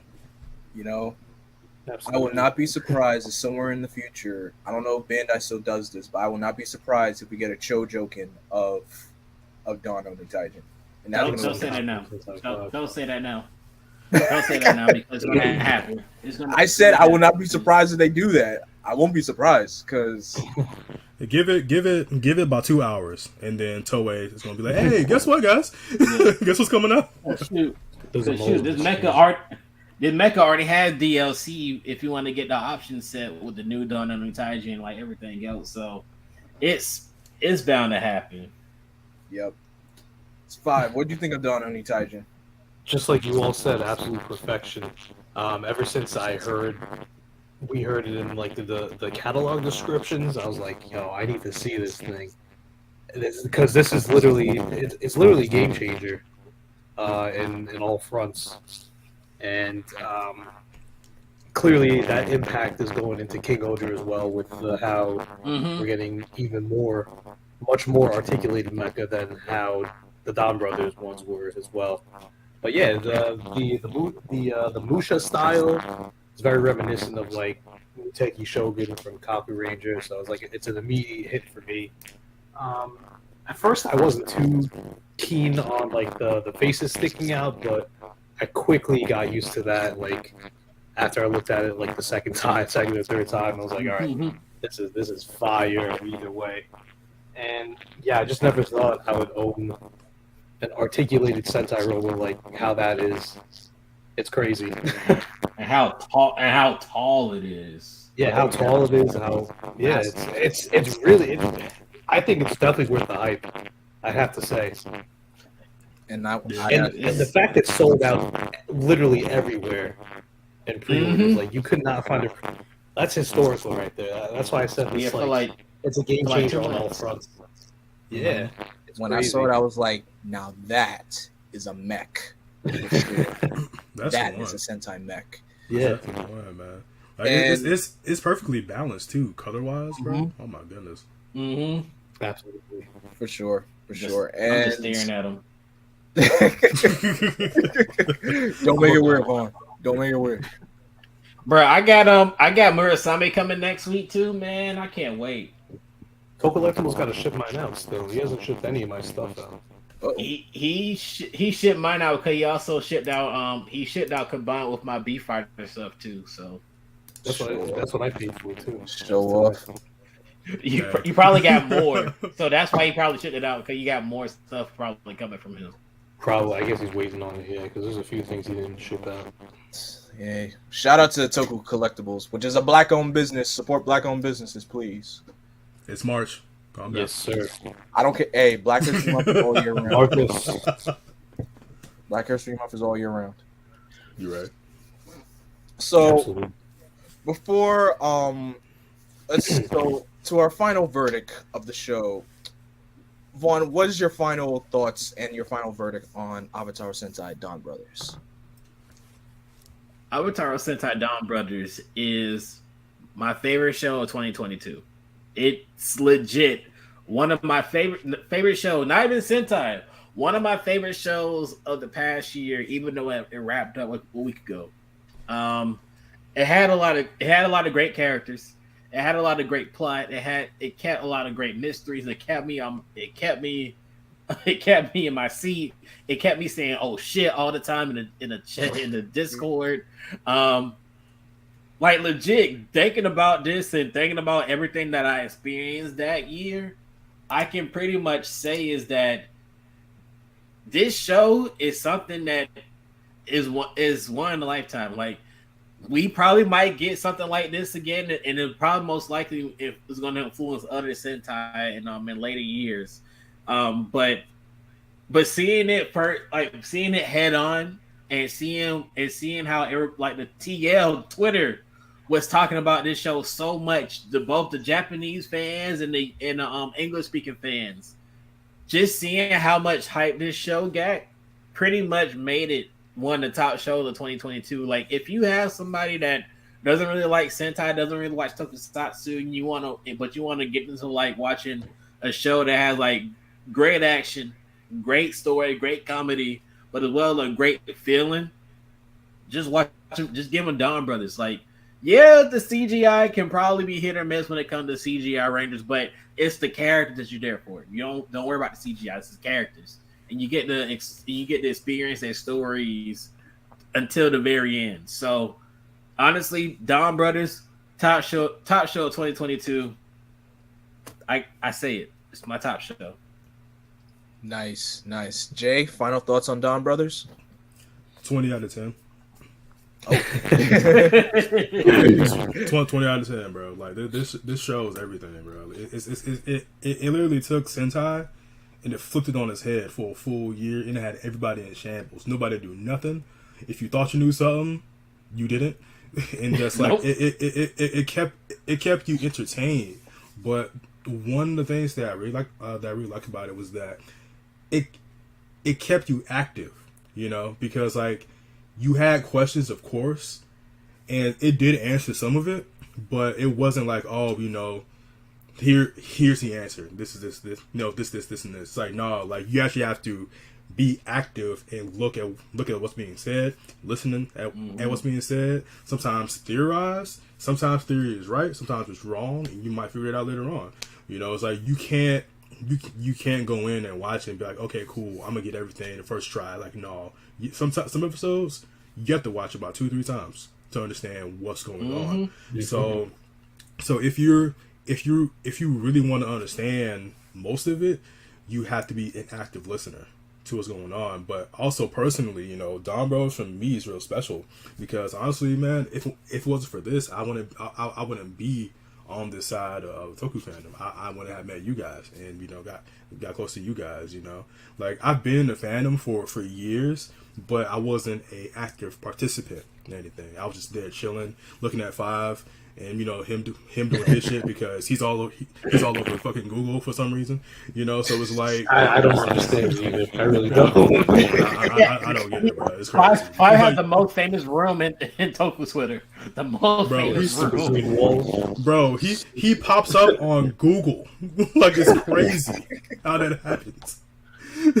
but yeah, man, it's like I wasn't being active at all. But once I started finding, you know, you guys and other guys like Tay and Jen and Jacob and stuff like that, I started to become more active and started to go into conversation and, you know, just talking about King Code just connecting me with my love of both Sentai and just meeting new people. So for me, it's like the best thing ever, you know, because if it wasn't for this, I wouldn't be here. So it has my appreciation, 100%. That was a mic drop. That was beautiful. Mic drop. Vaughn, don't drop the sword. Yeah, please don't. No way, I caught it. I caught it. No, you might break it or something. Or you might break something else. Well, actually, lucky enough, I have carpet floors. He'll sell it because in like 2 months they'll announce the memorial for the Sentai sword. Oh yeah, you're right. He's dying to sell it. You can't wait to sell that. Yeah, you're right. He needs a reason to get rid of it. So I mean, there you go. Exactly. You said it best. Yep. And last but not least, Five. What is your final thoughts on Donbrothers? If I were Momotarō, I would give it 100 points. Ooh, good reference. I like that. But Yeah, if I had a top five Sentai, which I will never have a top five Sentai, Don Brothers would be on the list. I don't know. It's just like I went into it with no expectations coming off of Zenkaiger, how much I enjoyed that, and just knowing that Inoue was going to write it. He's one of my favorite writers for Tokusatsu in general. So I just knew it was at least going to be decent to me, at least, or at least somewhat enjoyable.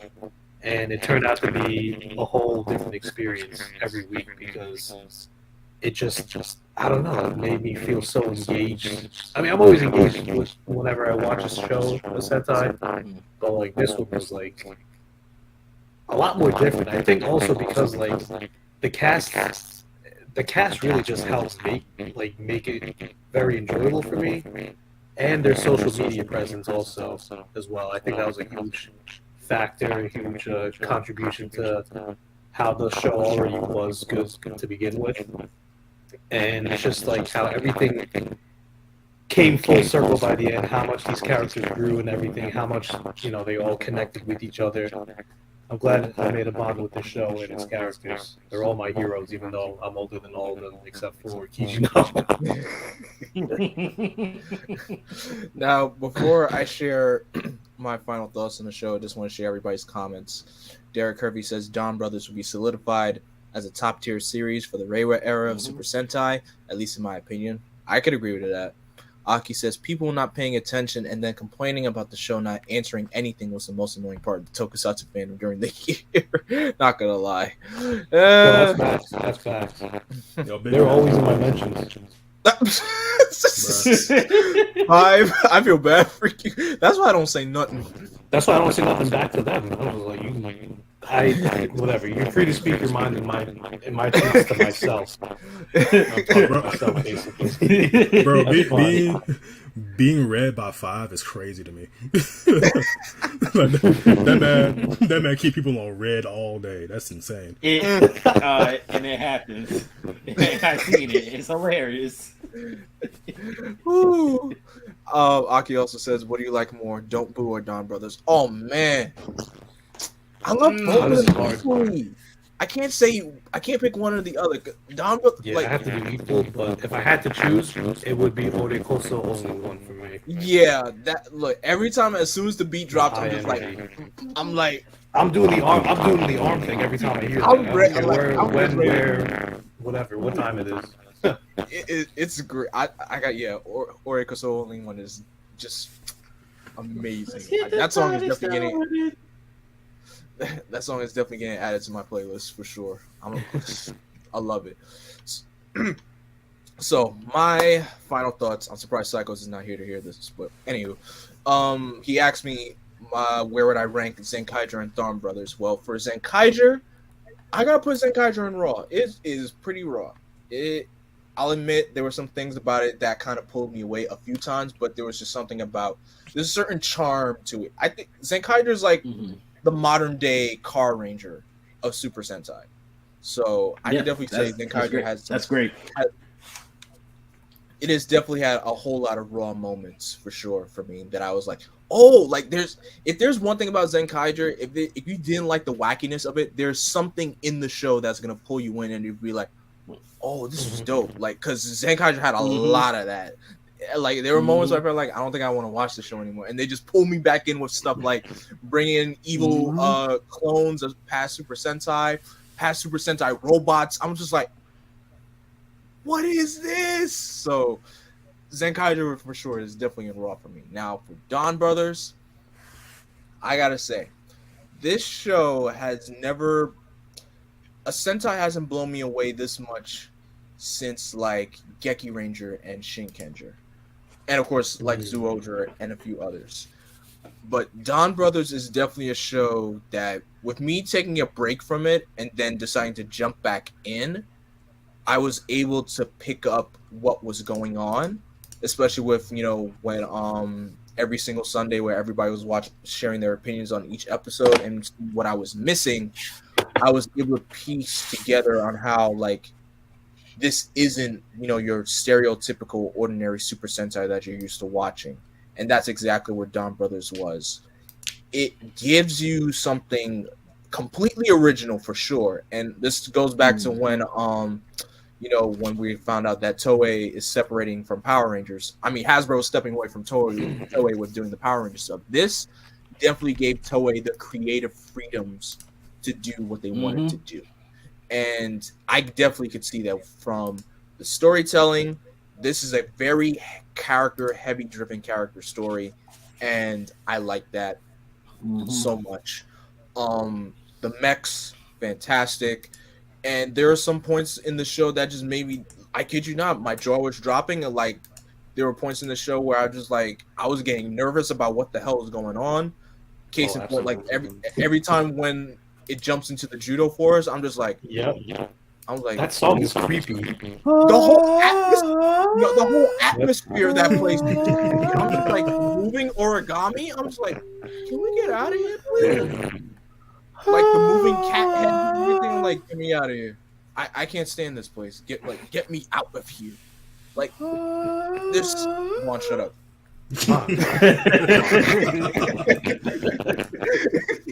Everything about this show was amazing. So if you were to actually where I would rank Donbrothers is definitely GOAT Super Sentai tier for sure. Absolutely. And I'm not saying that just to say because everybody's saying it. I'm being very brutally honest because for me to jump back into the show, for sure to just be blown away by the amount of storytelling. And I know sometimes some people have problems with a Nui style of storytelling, but Super Sentai is GOAT tier property, and that's on GOAT for sure.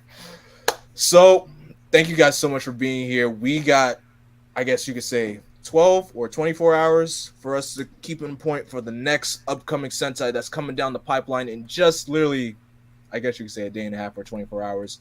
Osama Sentai, King Oger, and take it from me and Jay, who actually watched the press conference. Ooh, I'm excited. There's some heat, bro. Hell yeah. I am excited. I kid you not. I am excited. Just the for fact that. they're committing to the ultimate Earth is crazy to me. They're not doing isekai or anything like that. Bro, I just want to see my man as Tombo. I'm just to see my man, bro. He is dripped the fuck out. He is my dude. Right. That's the one, Blue. Yes, sir. Me and him with his big old pants, big old saggy pants. Yes, sir. Bro, nah. Listen, I'm not gonna let you. I'm not gonna let you disrespect my man in front of me. Not like that. Nah, bro, he is dripped.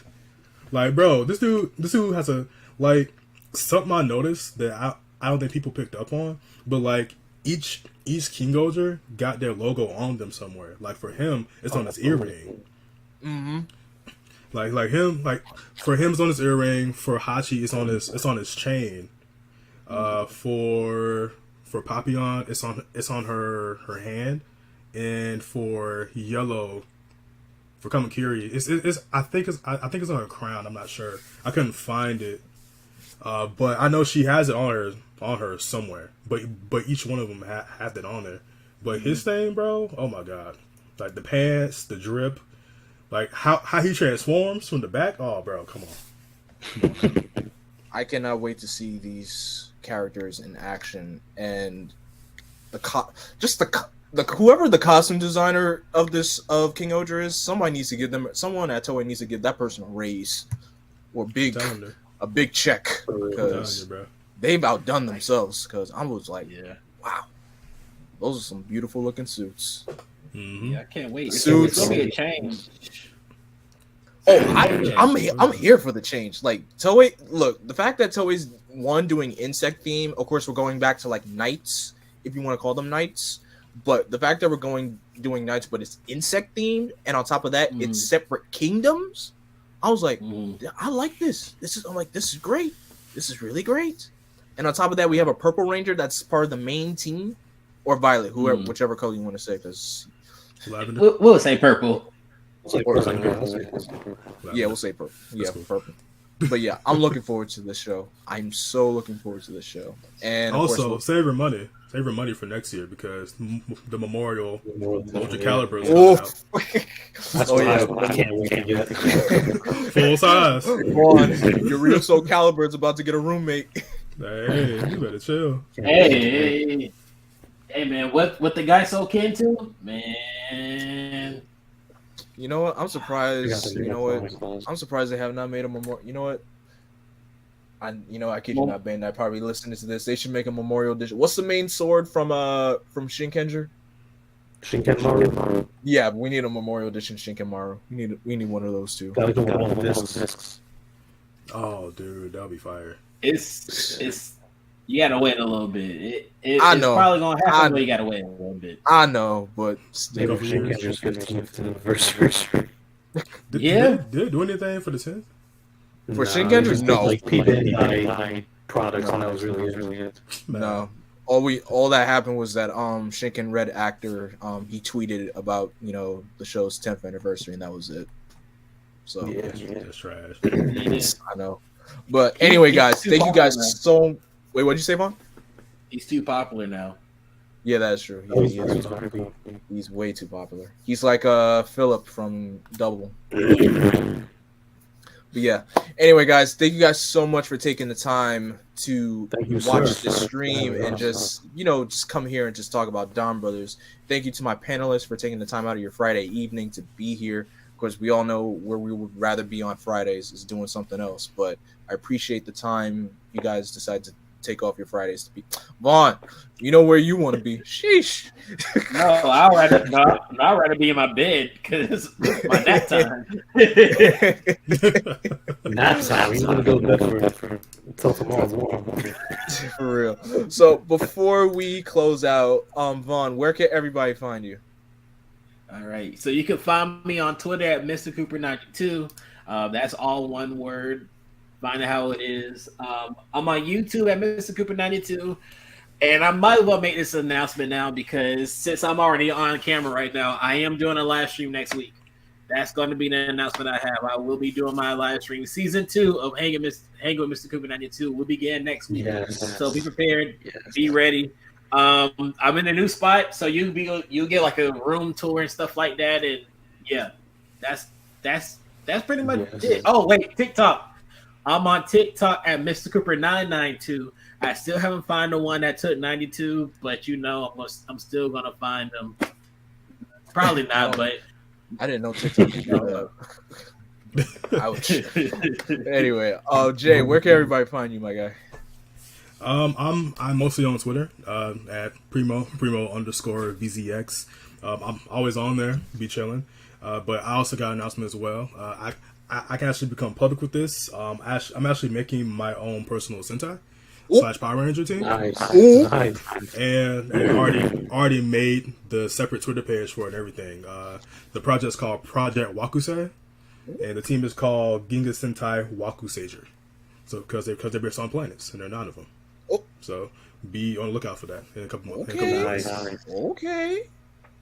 I like the sound of that. And 5, where can everybody find you? I'm mostly active on Twitter at Sentai5. I have 2 YouTube channels. I have my regular one, Sentai5 Official, and then my newly started one from last month, Sentai5 Reviews. Still getting the kinks worked out on that one. I've been uploading pretty regularly on that. But that's about it. Oh, also Instagram too, at Sentai5. Yep. And as always, guys, you can find me on Twitter, Instagram, Facebook, and Twitch at BlackWing2040. Also, I'm also on TikTok at BlackWing2040. I only made like 2 TikToks. I'm trying to find. I was supposed to make another one when I got my Ryuki Blu-ray. I was trying to make like a little joke of me just saying Tatakai. I'm just like, when am I gonna find the time to just get up and just make this stupid TikTok already? But yeah. And also, before I go, a couple little couple announcements.